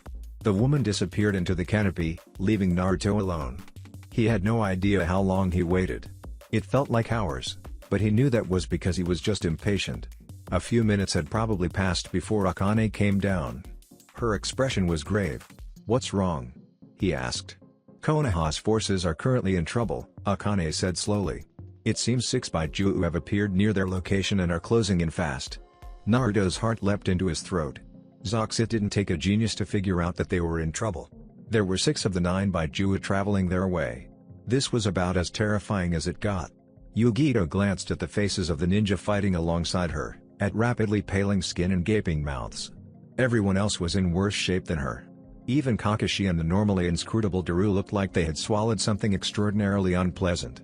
Knowing that she was the only one capable of dealing any damage to these creatures, Yugito quickly unleashed her chakra and transformed. All of the chakra congealed over her body. Rapidly expanding like a swelling balloon, her body grew taller and taller as her legs became thicker. It did not take very long, and before anyone else knew it, there was a giant fire cat with two tails standing in their midst. With a ferocious hiss, Yugito leapt forward, over the heads of the ninja below her. She landed at the edge of the clearing.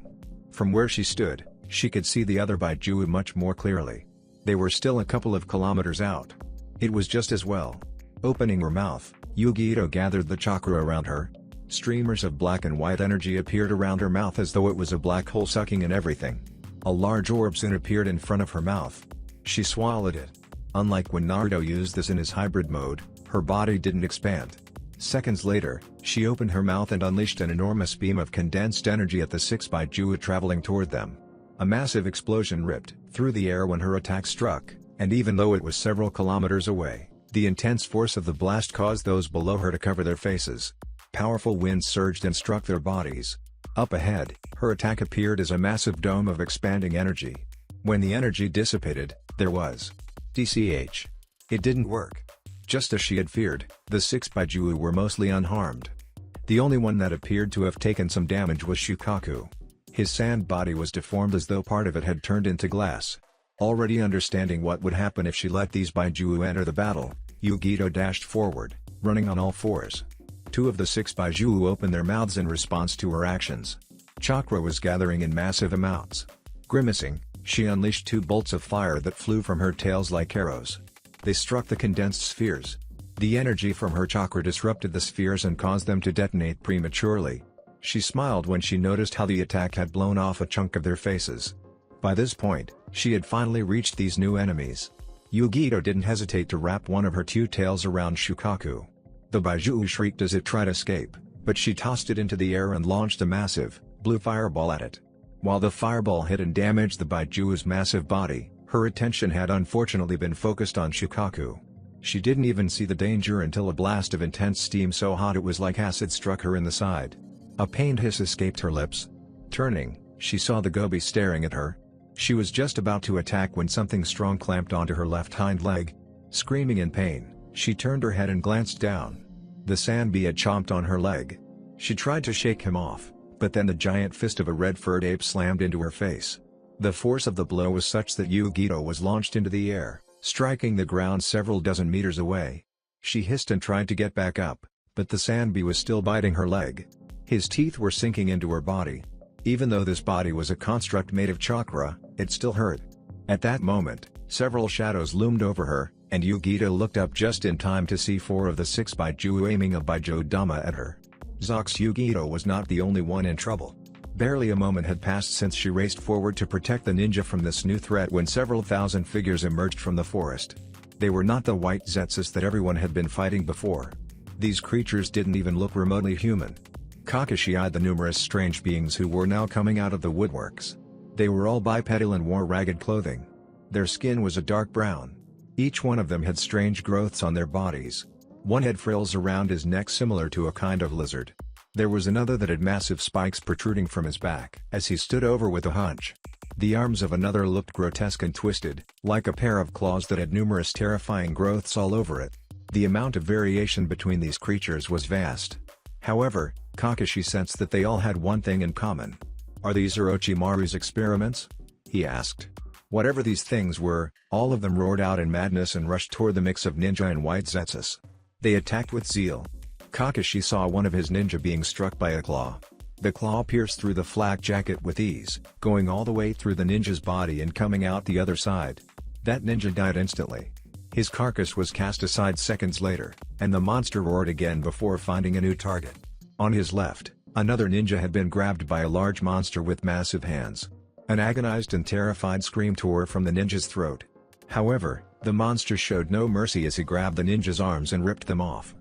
Blood splattered everywhere as the wails increased in volume before they were abruptly silenced when the ninja's head was crushed by a powerful fist. Rantan, Reiza Sakasu.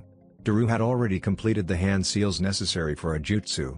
The halo appeared in front of him, and several powerful beams shot out and struck the incoming horde of monsters. Each beam blasted a hole through one of the creatures, and then it curved and struck another one, and then another and another. However, with each consecutive attack, the energy charging it grew weaker. It eventually dissipated, though not before killing at least 10 of those monsters. While he was dealing with that, Samui, Amoe, and Kuro were watching his back. There were still tens of thousands of white Zetsus to take care of. Samui already had her Tanto out and was slashing at the white Zetsus. Lightning traveled along the length of the Tanto, increasing its cutting power and allowing her to slice through her enemies with ease. Beside her, Amoe was also taking down as many white Zetsus as he could, even as he argued with Karu, whose fierce attacks were powerful enough that she could shear off limbs even without adding lightning chakra to her sword. Shoshoryu. Kamaitachi no Jutsu, Sickle Weasel Technique. Far to his left, Tenten and Tamari had leapt into the air. A pair of scrolls were spinning around Tenten's body. Hundreds or maybe even thousands of weapons were suddenly launched from the scrolls. During this time, Tamari swung her giant folding fan, manipulating the air currents, causing a powerful tornado to shoot from her fan. The tornado struck the weapons, increasing their speed and encasing them in cutting winds. All of those weapons were aimed with pinpoint precision at an enemy. They struck white Zetsus and those new experiments of Orochimaru's with incredible accuracy, and then went straight through their bodies. Nearly 100 enemies were felled in less than 2 seconds, and more were dying as the pair kept up their combination attack. At that moment, Sume and her squad came in from behind the group and rushed out to meet them. Their attack was premature, but given the situation, she had probably realized they could no longer afford to hold any cards back. She and her ninja dog charged into the enemy lines, their bodies spinning around with a savage ferocity as they tore apart anything that stood in their way. Teams 8 and 10 were also with her. Kiba and Akamaru were mimicking Tsume in how they assaulted everything with powerful claws in their collaboration techniques. Meanwhile, Hinata was using her Juken and Shino was backing her up by having his Kikaiku drain the chakra of nearby enemies. They would swarm out, converge on one enemy, drain them dry, and then attack something else. While Team 8 was mostly using frontal assault tactics, Team 10 used restraining tactics. Shikamaru would use his Shadow Ninjutsu to hold them in place, and then Kuuji would slam into them by enlarging his fists and attacking with an incredibly powerful punch. Several of their enemies would try to sneak up on them during this time.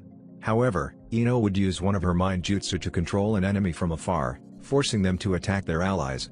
With the two teams were Asuma and Kurenai. They formed an odd pair that worked well in conjunction with each other.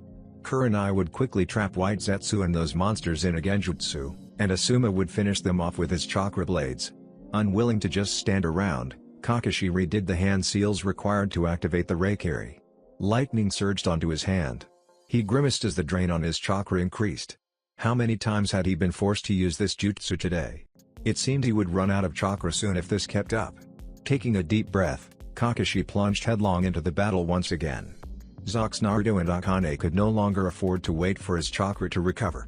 Against his will, Akane was carrying him in her arms. He felt like a newlywed bride being carried to her new home. It was kind of humiliating, actually. Akane was blasting from tree to tree at a speed most ninja would have never been able to keep up with, her body enhanced with chakra.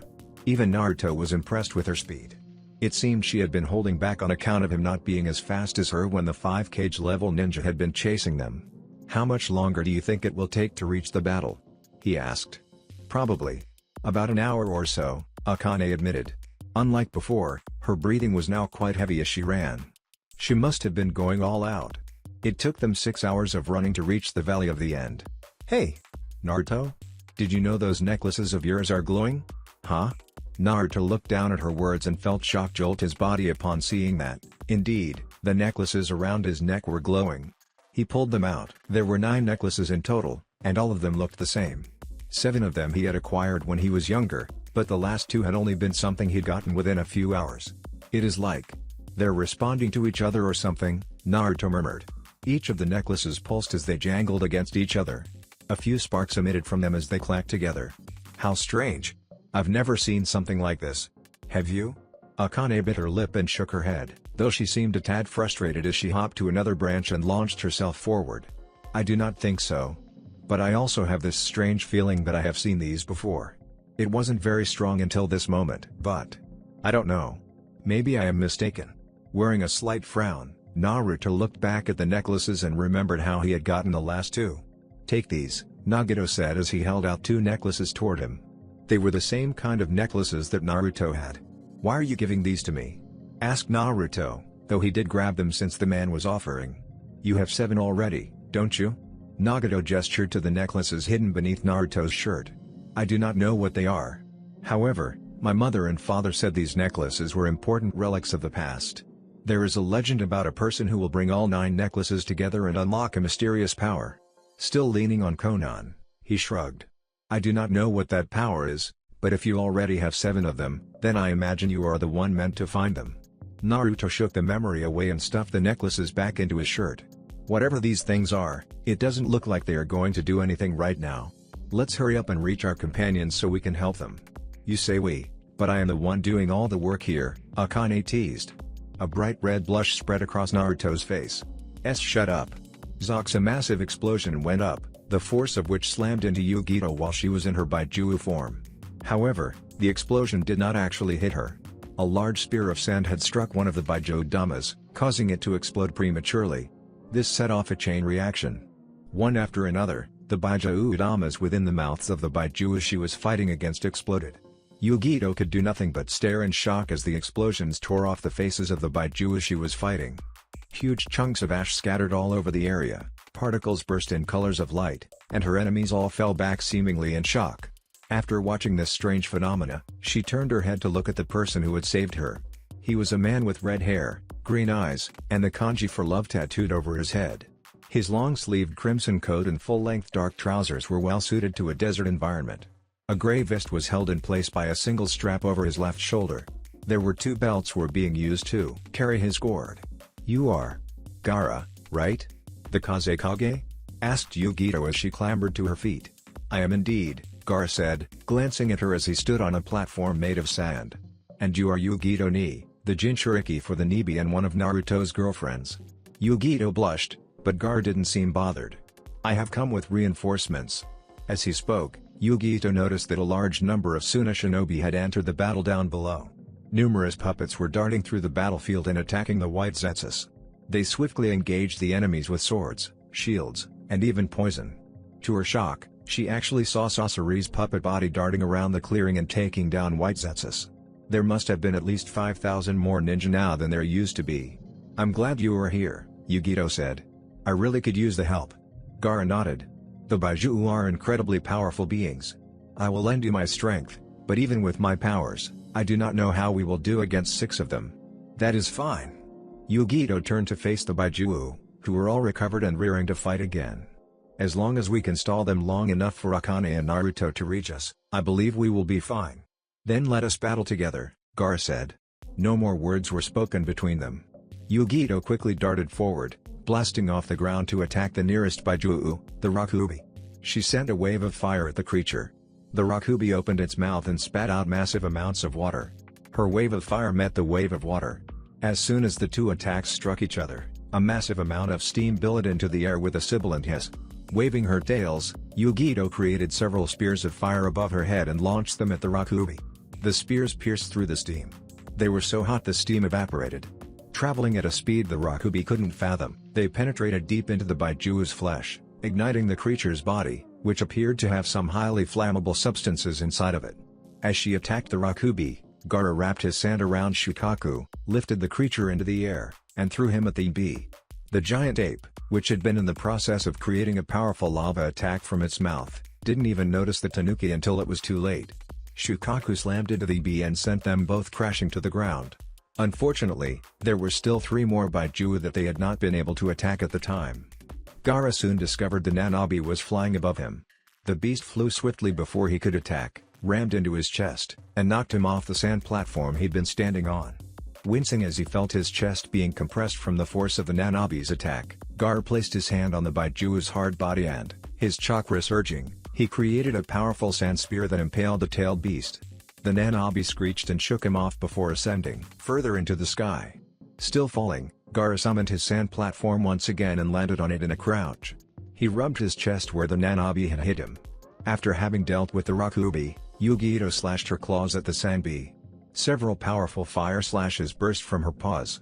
They traveled toward the Sanbi and struck the Baiju's hard shell, but they didn't actually do any damage. Yugi-Ito narrowed her eyes. There wasn't even so much as a burn mark on the Sanbi's shell.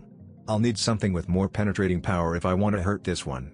Sensing danger, Yugi-Ito leapt backward just as the Gobi rammed into the ground where she had been standing. Steam exploded everywhere. It was so hot that Yugi-Ito could feel it even though she was covered by the Nibi's chakra. Crouching down, Yugi-Ito extended the tails behind her and wrapped them around the Gobi. Like Gaara had done to Shukaku, she lifted the five-tailed dolphin up and tossed it toward the Nanabi, who was flitting through the air and harassing Gaara. The two Baijuo crashed into each other, knocking them both to the ground. Before she could celebrate, Shukaku, the Ibi, and the Rakubi had all recovered and converged on her.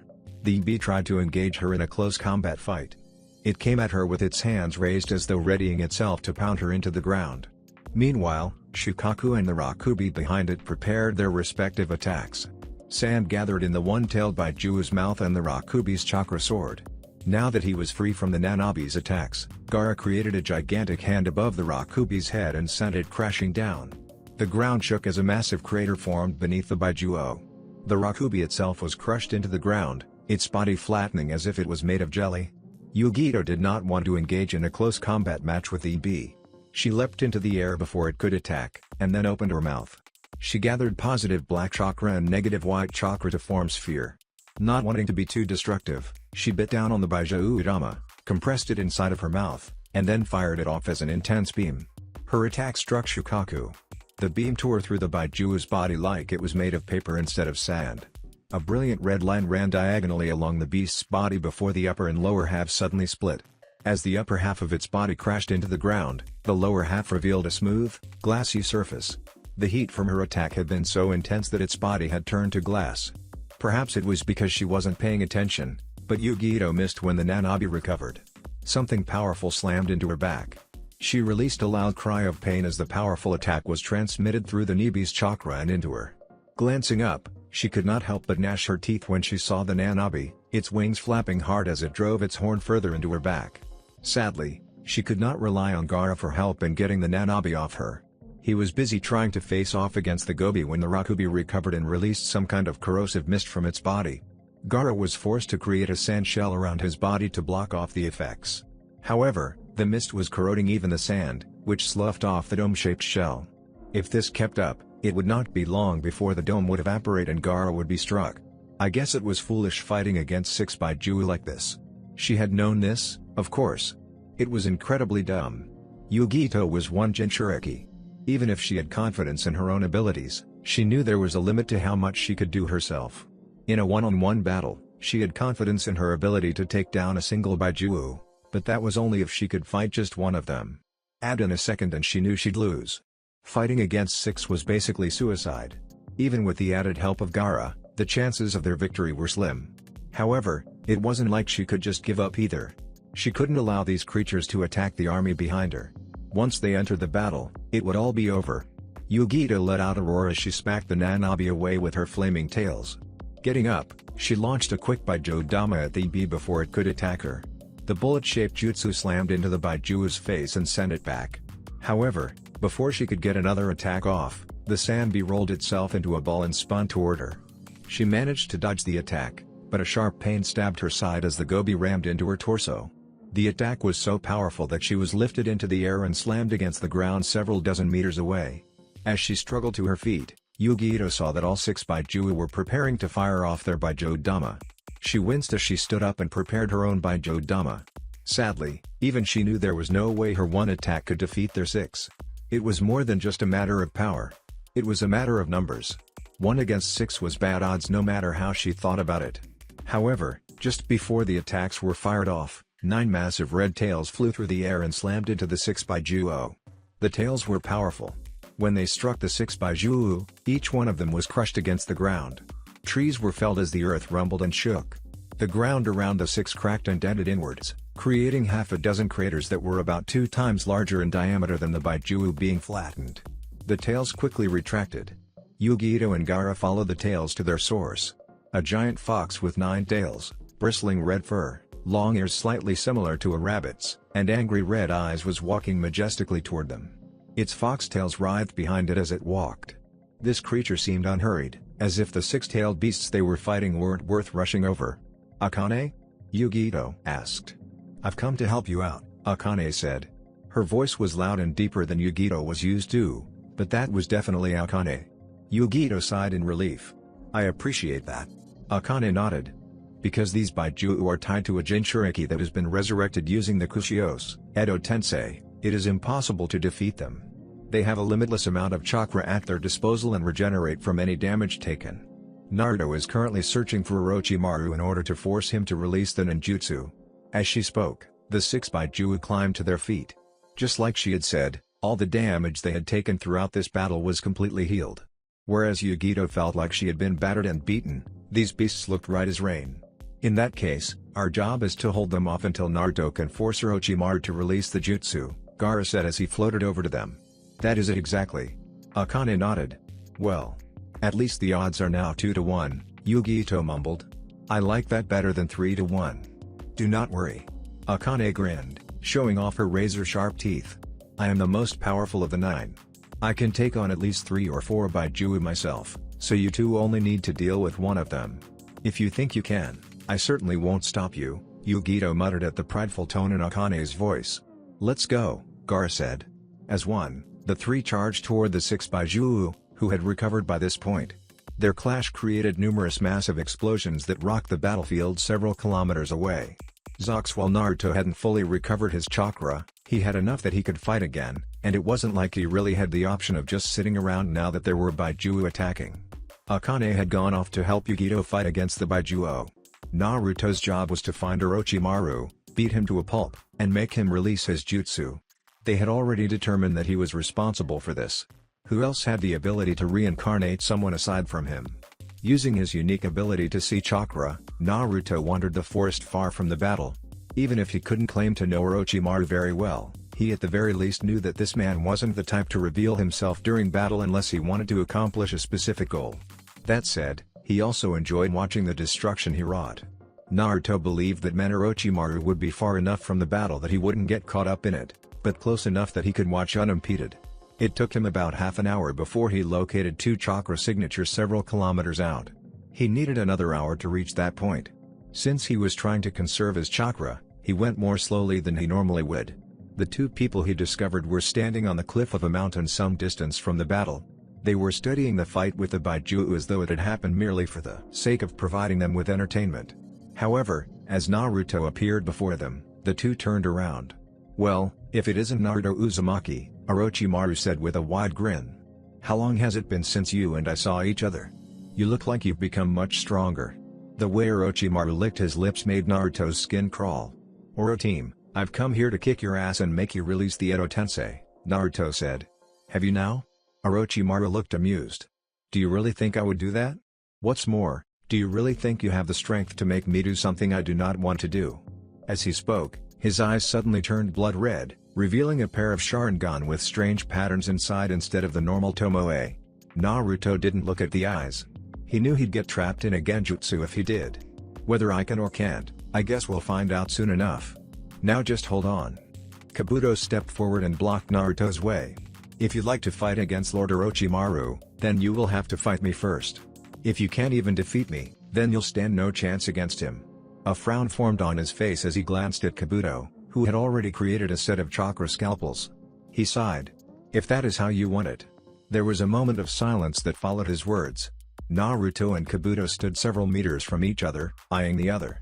While Kabuto seemed slightly tense, Naruto remained calm. He watched and waited for Kabuto to make the first move. That move came when Kabuto rushed toward him with explosive speed. The man had clearly been training, or maybe this was the result of undergoing numerous experiments. Naruto didn't know. As the man came in close, Naruto vanished before Kabuto's eyes, causing the medical ninja to slowly stop running.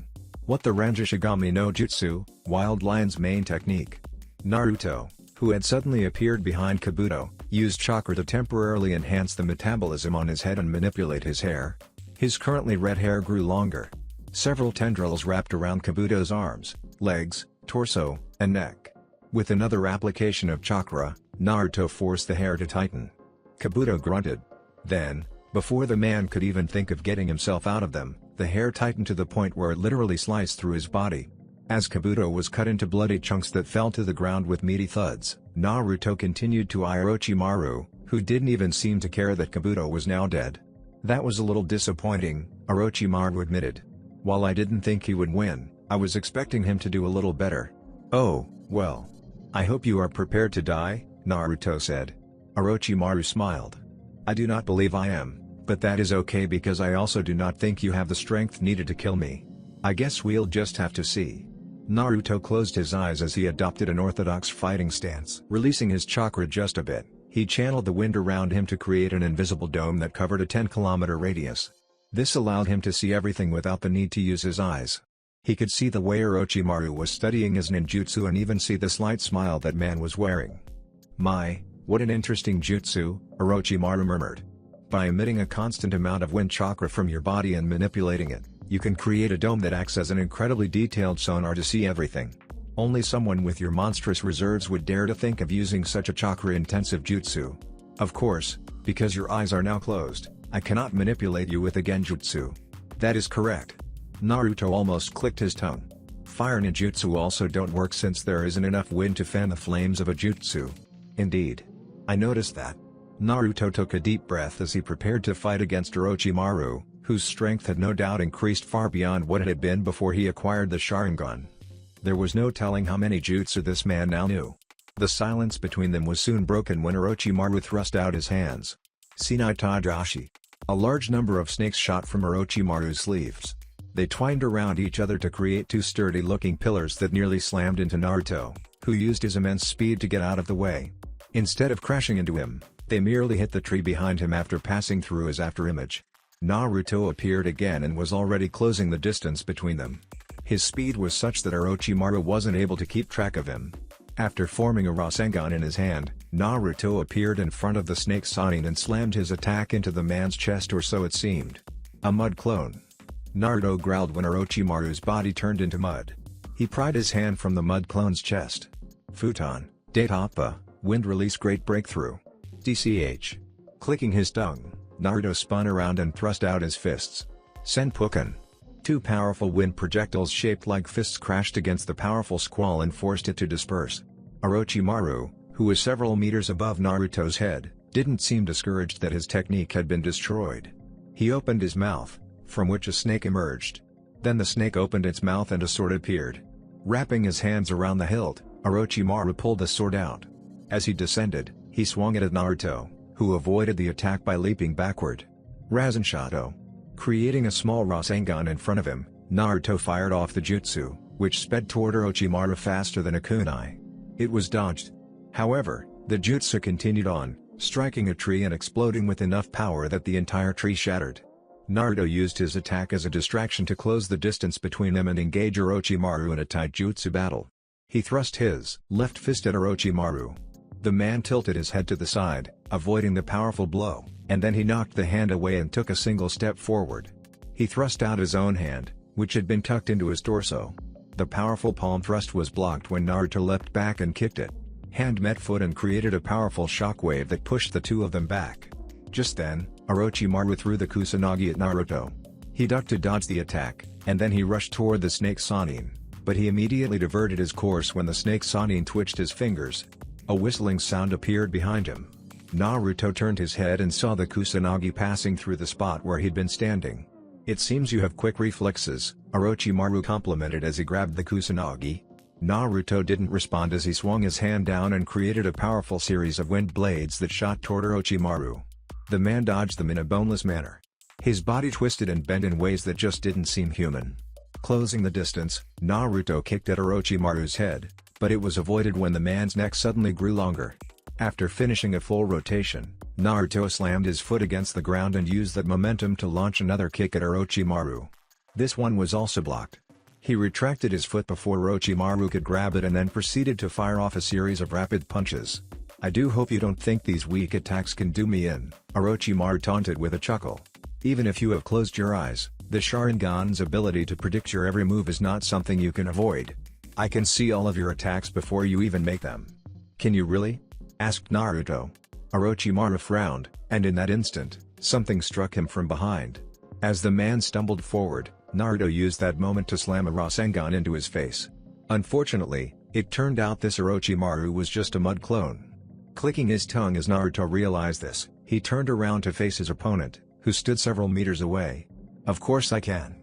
Orochimaru grinned. Did you really think I wouldn't see you trying to attack me with your hair? It was a good idea, but I've already seen this jutsu from Jiraiya many times. A sneak attack like that won't work on me. Naruto clicked his tongue. Orochimaru's smile widened. Now then, I would like to see how you deal with this. Amaterasu. As black fire poured from Orochimaru's eyes, Naruto found himself being forced to run backward. He was well aware of how powerful this black fire was. While he ran, he created a Rasengan in his hand, which he launched at the Amaterasu flames. His Rasengan struck the flames and detonated. However, it didn't disperse them. The black flames coagulated again and continued chasing after him. Not looking pleased by what happened, Naruto could only try to think of a way to stop those flames, but just as he was trying to figure out how he could stop the fire, another set of black flames appeared in front of him. Naruto was left with no time to dodge as the flames consumed him. Then he disappeared in a puff of smoke. Orochimaru still wore a smile as he turned around. Naruto rushed over and once more tried to engage him in a taijutsu battle. However, Orochimaru used the Kusanagi to keep him at bay. Naruto frowned as he tried to seek out an opening in Orochimaru's defense. Finally, he found one when the snake Sannin overextended himself. He took a single step forward, created a Rasengan, and thrust it at Orochimaru. What? A hole suddenly erupted in Orochimaru's chest. Naruto's hand went straight through it. Then the hole closed around him and trapped his entire arm inside. Naruto was so shocked that he didn't have time to express his surprise when pain erupted in his chest. Looking down, he stared at the Kusanagi that was piercing him all the way up to the hilt. Ku. You really are quite talented, Orochimaru complimented. If I had the same level of strength I used to have back then, I'm sure you would have been capable of killing me. However, now that I have the Sharingan, there is no way someone like you can defeat me. Now. A pair of snakes suddenly emerged from Orochimaru's sleeves. Let's open those eyes of yours. Naruto tried to think of how he could escape from this situation, but before he had the chance, Orochimaru's snakes wrapped around him, and then Orochimaru pried his eyelids open. Now forced to stare into his enemy's Sharingan eyes, he had no defense against what was going to happen. Allow me to see how long you can endure this torture, Naruto. I'm really curious to find out what sort of pain threshold you have. Tsukuyomi. Zox. When Orochimaru spoke that word, Naruto's vision went black. Everything around him vanished and the world became incredibly dark. He felt like he was floating through a void. Nothing seemed to exist, not even him. However, as he drifted along in this endless space, wondering what would happen now that he was trapped in Orochimaru's genjutsu, a light suddenly shone in the distance. Blinking several times, Naruto stared at this light, which appeared as nothing more than a small pinprick. The light soon expanded. Naruto wondered if the light was growing, or if maybe he was drifting closer to it. He couldn't tell. The light had soon expanded enough to fill half of his vision. At that moment, Naruto blinked, and then his settings changed. He was no longer drifting along a dark void. He was standing in the middle of a blank quiet space. What's more, he was not alone. A tall man with pale skin stood in front of him. Deep wrinkles lined his face and strong jawline. As the man shifted, his spiky, shoulder-length brown hair parted, and the braid behind him swung just a little. He was sporting a goatee, which gave him a very distinguished look. Naruto was kind of jealous. He would never be able to grow a goatee since he couldn't age. Perhaps more unusual than his goatee were the horn-like protrusions extending from either side of his forehead and pupilless white eyes, or maybe it was the red marking on his forehead. It looked vaguely like a Rinnegan. The white, full-length kimono he wore drifted around his ankles, folding and bending as he moved. A pattern was stitched onto it with 6 black magatama. On his back was a larger, black Rinnegan marking with a pattern of 9 magatama arranged in 3 rows of 3 beneath it. As Naruto stood there, staring dumbly at this man, the figure finally turned fully around. There was a smile on his face. "I have been waiting for you," he said in a deep, majestic voice that caused Naruto's bones to rumble. "You have?" Naruto scratched the back of his head. "Sorry, but I have absolutely no idea who you are." Chuckling just a bit, the man did not seem bothered. "I would be surprised if you did." My name is Hagoromo Utsutsuki. I am the last remnant to the spirit dwelling within those Magadama you have now become the official owner of. Magadama? Naruto blinked. I don't own any Magadama. Are you sure about that? Hagoromo gestured toward Naruto's neck. Curious, Naruto looked down and found 9 Magadama had mysteriously appeared around his neck. He rubbed his eyes, then looked again. Nope. They were still there. Where the hell did these come from? He cried out in shock. Those 9 necklaces you found scattered across the world were the inactive Magadama that I had left behind, Hagoromo said. When all 9 of them were brought together, they were activated, allowing me to call you here. Unfortunately, I couldn't do so without that man's help. That man? What man? Asked Naruto. The one you are currently fighting. Hagoromo frowned, the wrinkles on his face growing long. I believe you call him Orochimaru. He has stolen the eyes of a clan that one of my sons founded long ago.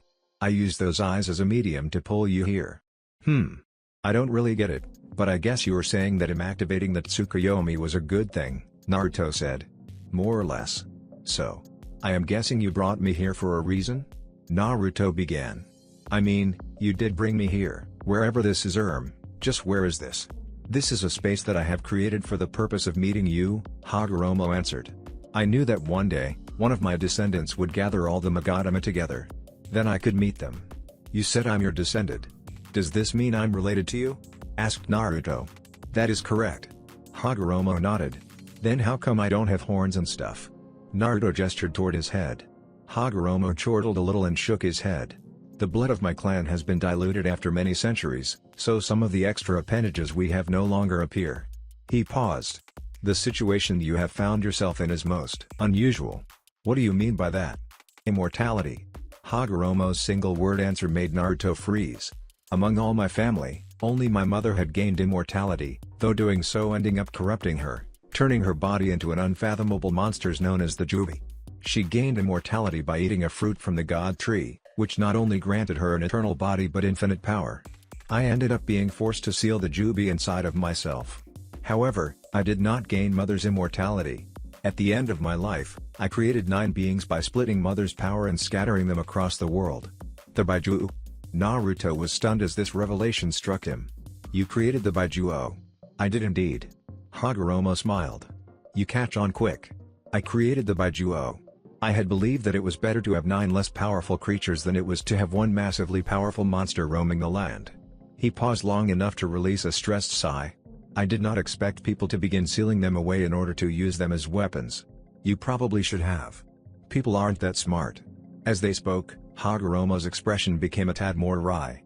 Naruto glanced at the white space they were in again. Perhaps you are right, Hagoromo said at last. However, I wanted to have faith in humanity. In either event, your situation is wholly unique. After having the Kyuubi sealed inside of you, Orochimaru forcefully messed with the seal, not knowing what he was actually doing, which caused the Kyuubi's chakra to forcibly transform your body into something that more closely resembles my mother. That last sentence of his made Naruto freeze. What does that mean exactly? It means that you gained the immortality my mother has. Hagoromo hummed softly to himself for a moment. Kyuubi, or I suppose I should say Akane, has the largest portion of my mother's power. This includes the incredible regeneration abilities that grant her an immortal body. The forcible transformation you underwent stimulated your cells and granted them a form of unlimited regeneration. In other words, immortality. Of course, you could only gain this immortality because you are of my blood. Had you been a normal ninja like that lady friend of yours, this transformation process would have killed you. Huh? I guess it's a good thing I'm not normal then. Naruto scratched the back of his head. A very good thing indeed. Hagoromo nodded. So, I hate to force this along, but I really am in a hurry. Naruto frowned at the man. What exactly am I here for? You are here because I needed to pass my powers along to someone, Hagoromo said. The last remnants of my soul have been trapped within these Magadama for a long time. I am tired and wish to rest. You, who have inherited my blood, are the person I wish to pass on this power to. Oh. Naruto needed a moment to figure out what he should say. Cool. Hagoromo rolled his eyes and sighed. What an enthusiastic response. Sorry for not acting super peppy. I was in the middle of a battle when I got sucked in here. Yes. I know. Let me just transfer my power to you, and then you can be on your way. Before Naruto could respond, An intense pressure suddenly slammed into him, forcing his knees to bend as he gritted his teeth. This feeling was unlike anything he'd ever experienced. It was a power so vast the pressure had become physical. What's more, an intense agony filled his head as the sensation of something being crammed into his brain eroded his ability to think. Images and thoughts raced through his mind. Names and theories. Knowledge. So much was crammed into his head. By the time the process had finished, Naruto was gasping for air as sweat poured down his face. "What the fuck was that?" Naruto shouted. "That was all the knowledge you need in order to wield this power." Hagoromo walked up to him. "And now that you have it, it is time for you to leave." Naruto opened his mouth to say something, but then Hagoromo slammed a palm into his face, and his body was jerked backward as if he was being lassoed by ninja wire. He soared out of that white space, back into the darkness, and then his physical body suddenly jerked. Once again the eyes of Orochimaru stared into his. He blinked. Orochimaru blinked. "Why is my Tsukuyomi not working?" asked a confused Orochimaru. "Hell if I know," Naruto responded. "Maybe you were just bad at using it." Despite being confused as hell, Naruto didn't let himself get distracted. He knew what he needed to do. Rearing his head back, Naruto suddenly shoved it forward and slammed his noggin into Orochimaru's nose. There was a loud cracking sound as the man stumbled back. He let go of the sword in the process, which allowed Naruto to pull it out of his chest and shove it blade first into the ground. "Alright. Let's see if I can use that old man's powers." Calling up the knowledge that had been shoved into his head with little regard to his migraine, Naruto allowed his chakra to surge. He was surprised when it exploded from his body. It felt even more powerful than before. However, when he began creating those Gotodama, truth-seeking balls, that were a part of the knowledge he'd acquired, he only managed to make 2 instead of the 10 that Hagoromo could create. "The fuck? This is lame. Lame." Naruto grumbled as he looked at the 2 tiny spheres. He sighed. "I guess even with all the knowledge I have, without actually practicing it, using this jutsu is too difficult." "So that means..." "What? More training? What sort of jutsu is that?" asked Orochimaru, and Naruto totally remembered that he was in a battle. The snake Sanin was looking at his Gotodama with the obsessed fascination of a jutsu fanatic. "I have never seen something like this before. What is it? How does that work? The chakra appears to be made of yin and yang elements. Would that make this an Omniotan jutsu? Is such a thing even possible? Don't know." Naruto reached out and grabbed the 2 black spheres, which suddenly transformed into a pair of long katana. "Does it matter? This jutsu," Orochimaru mumbled. "I must see more of it." "Then why don't you come over here, and I'll show it to you when I shove it down your throat." Naruto gestured toward Orochimaru. The snake Sanin was really too curious for his own good. He rushed at Naruto and tried to attack by relying on his Sharingan's perception abilities to stay ahead of his attacks. However, Naruto was far stronger now that he had inherited Hagoromo's power. His speed, strength, and reflexes had also grown along with his knowledge. "Why is it that you suddenly seem so much more powerful?" asked Orochimaru. "Tell me." "It's because of Nonya," Naruto said as he dodged Orochimaru's palm thrusts. "Nonya?" Orochimaru frowned. "What is Nonya?" "It means Nonya damn business." Using the man's confusion, Naruto swung his 2 swords, slicing off Orochimaru's arms. The man released a sudden scream as he stumbled back. Then Naruto rushed up and stabbed him in the chest. From the spot where Orochimaru was stabbed, a blackness seeped out, spreading from his chest to the rest of his body at a slow pace. Naruto thought it was blood at first, but that wasn't the case. As the blackness spread, he realized the skin itself was turning black as though it had begun rotting. It was like the flesh was undergoing necrosis. Orochimaru tried to speak. His mouth opened and closed, but perhaps because of what was happening to him, he couldn't do much more than that. Frowning a bit more, Naruto used the second blade in his other hand, swinging it horizontally and slicing Orochimaru's head clean off. He pulled his other sword out and watched as the head flew through the hair. It landed on the ground some meters away, rolling a bit before coming to a stop. Meanwhile, Orochimaru's body swayed before falling to the ground. After staring at the body and head, which he realized was actually Sasuke's, Naruto turned around and darted away from Orochimaru. He had a battle to fight. Zox Naruto arrived at the site of the battlefield to see that Hakane had joined Yugito in fighting against the Baijuo. Gaara was also with them, which surprised him a bit, but he put that out of his mind and quickly leapt into the air. Using wind chakra to propel himself forward, Naruto rushed toward the battle between giants. His red hair whipped around his face. He narrowed his purple eyes as he closed the distance. Holding out his hand, Naruto manipulated one of the Gotodama and sent it racing toward the nearest Baijiu, which happened to be the ape with 4 tails. His attack went straight through its body.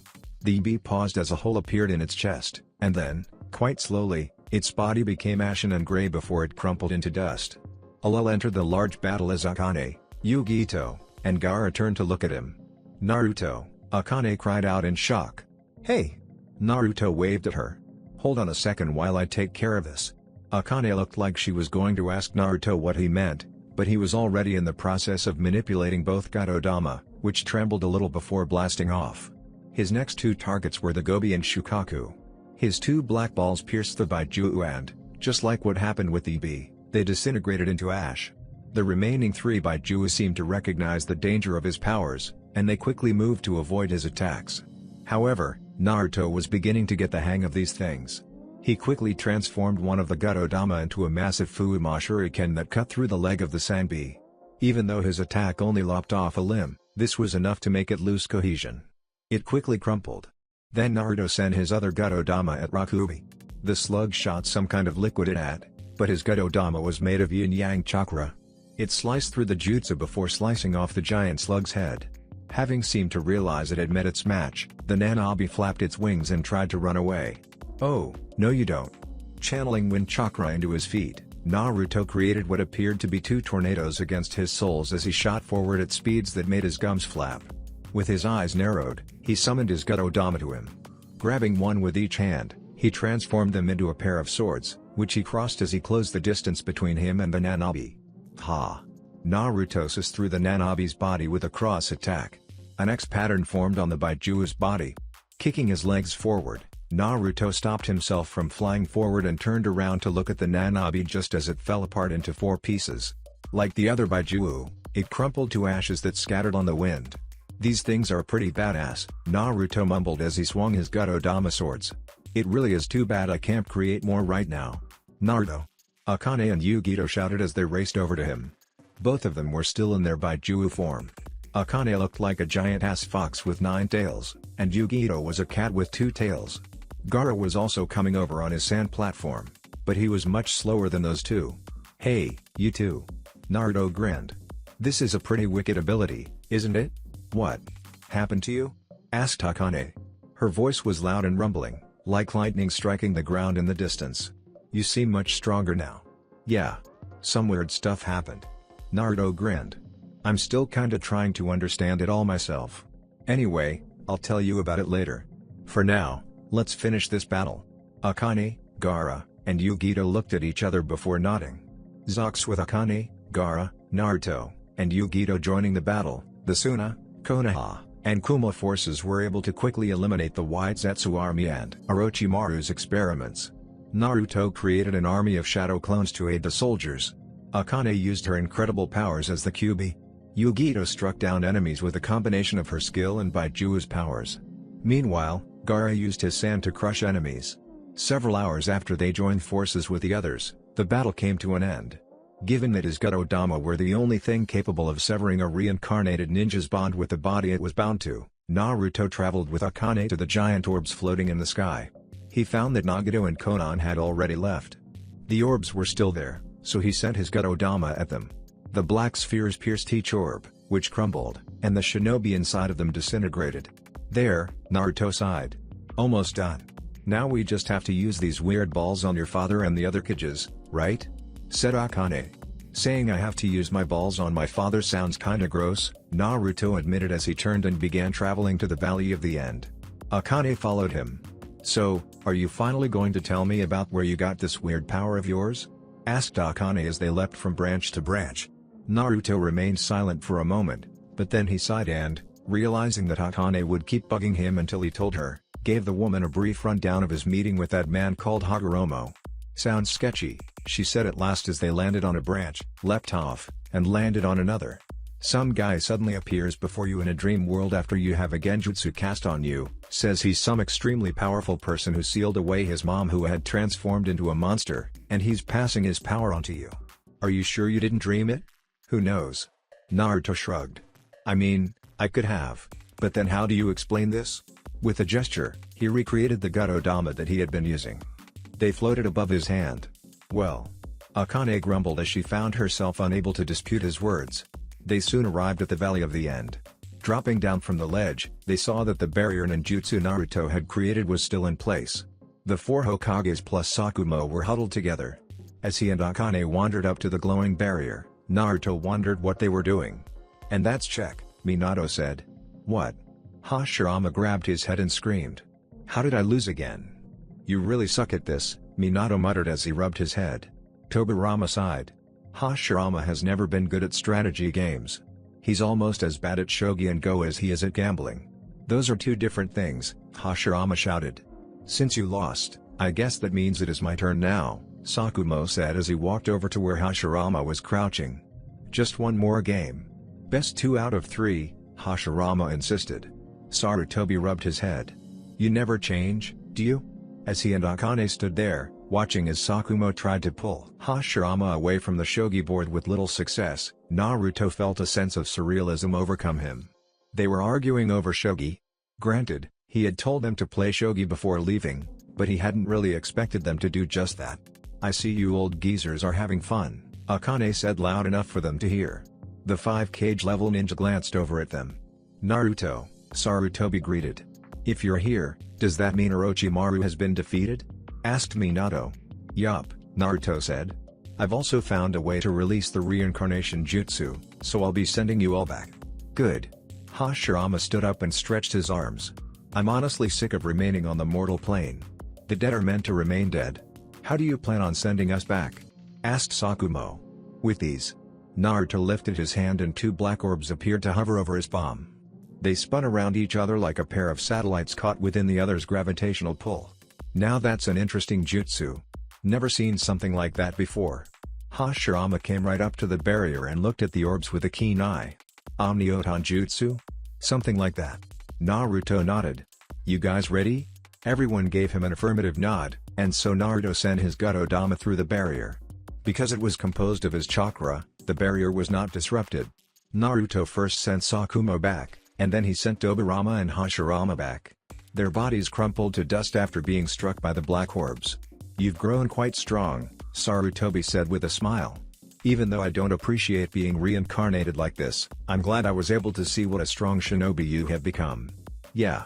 Naruto gave the old Hokage a soft smile as he struck the man with his Gotodama. "Me too." Sarutobi crumbled to dust, leaving just Minato as the last one present. The two of them stared at each other. Naruto hesitated to send this man back. There were so many things he wanted to say, but now that they were facing each other like this, he didn't know what he should say first. "Naruto." Minato began, paused, and then smiled. It was a sad smile. "I'm sorry for not being around. I wish things had been different. Also, I'm very proud of you. You've truly become a great man." "Thanks, Dad," Naruto said softly. He sighed and, unable to say anything more, let his Gotodama gently strike his father. As he watched the body crumble away, he felt a slight ache in his chest. "Are you okay?" asked Akane. "I'm fine," Naruto murmured. Akane shook her head as if to say she didn't believe, but she didn't pursue the topic. "What should we do now?" "For now, we'll head back to Konoha with the others," Naruto said with a shrug. "After that? I guess I'll have to create that secret group I told Nagato I would make." "Why did I say something so stupid again?" "Because you're an idiot?" "Ouch. Harsh much?" With matching smiles, the two of them bickered all the way to the clearing. Zock's 2 cloaked figures stood in front of a large bridge called the Naruto Bridge. Neither of them were wearing their hoods. One of them, a man with blonde hair, blue eyes, and whisker marks smiled as he looked at the bridge. The other, a gorgeous redhead with red eyes and pale skin, merely sighed. "I'm surprised this thing is still standing after 100 years, she said. "With a name like this, of course it's going to withstand the test of time," the man laughed. The bridge itself was bustling with traffic. There were not only people walking across it, but there were also numerous cars traveling over the bridge as well. The man looked at the 4-wheeled vehicles that drove along the center road and shook his head. "Technology sure is something," he said. "With the unification of the elemental nations, the people are beginning to create technologies that are more convenient," the woman said with a head tilt. She considered one of the cars as it drove past her, then shrugged. "I guess now that they do not have to worry about war, they can afford to find other pursuits. I consider that a good thing." They walked along the bridge and soon reached Nami no Kuni proper. The flourishing city had grown a lot bigger since the last time they had visited. Many of the buildings were made from either brick or steel, or a combination of both. Quite a few towers had also been added into the mix. There were food stalls and vendors along the side of the road. Many people wandered down the streets, some window shopping while others stood in front of vendors and haggled prices. The two cloaked individuals watched everyone go about their daily lives. "There are so many people," the man muttered. His companion rolled her eyes. "You say that every time we stop in a large city. And it's always true." It wasn't long after wandering around the city that the pair decided they were hungry. They found a small stand to eat at near the docks. The loud sound of horns blowing and the scent of the sea made it appealing, at least to the man. The redhead didn't seem to care much.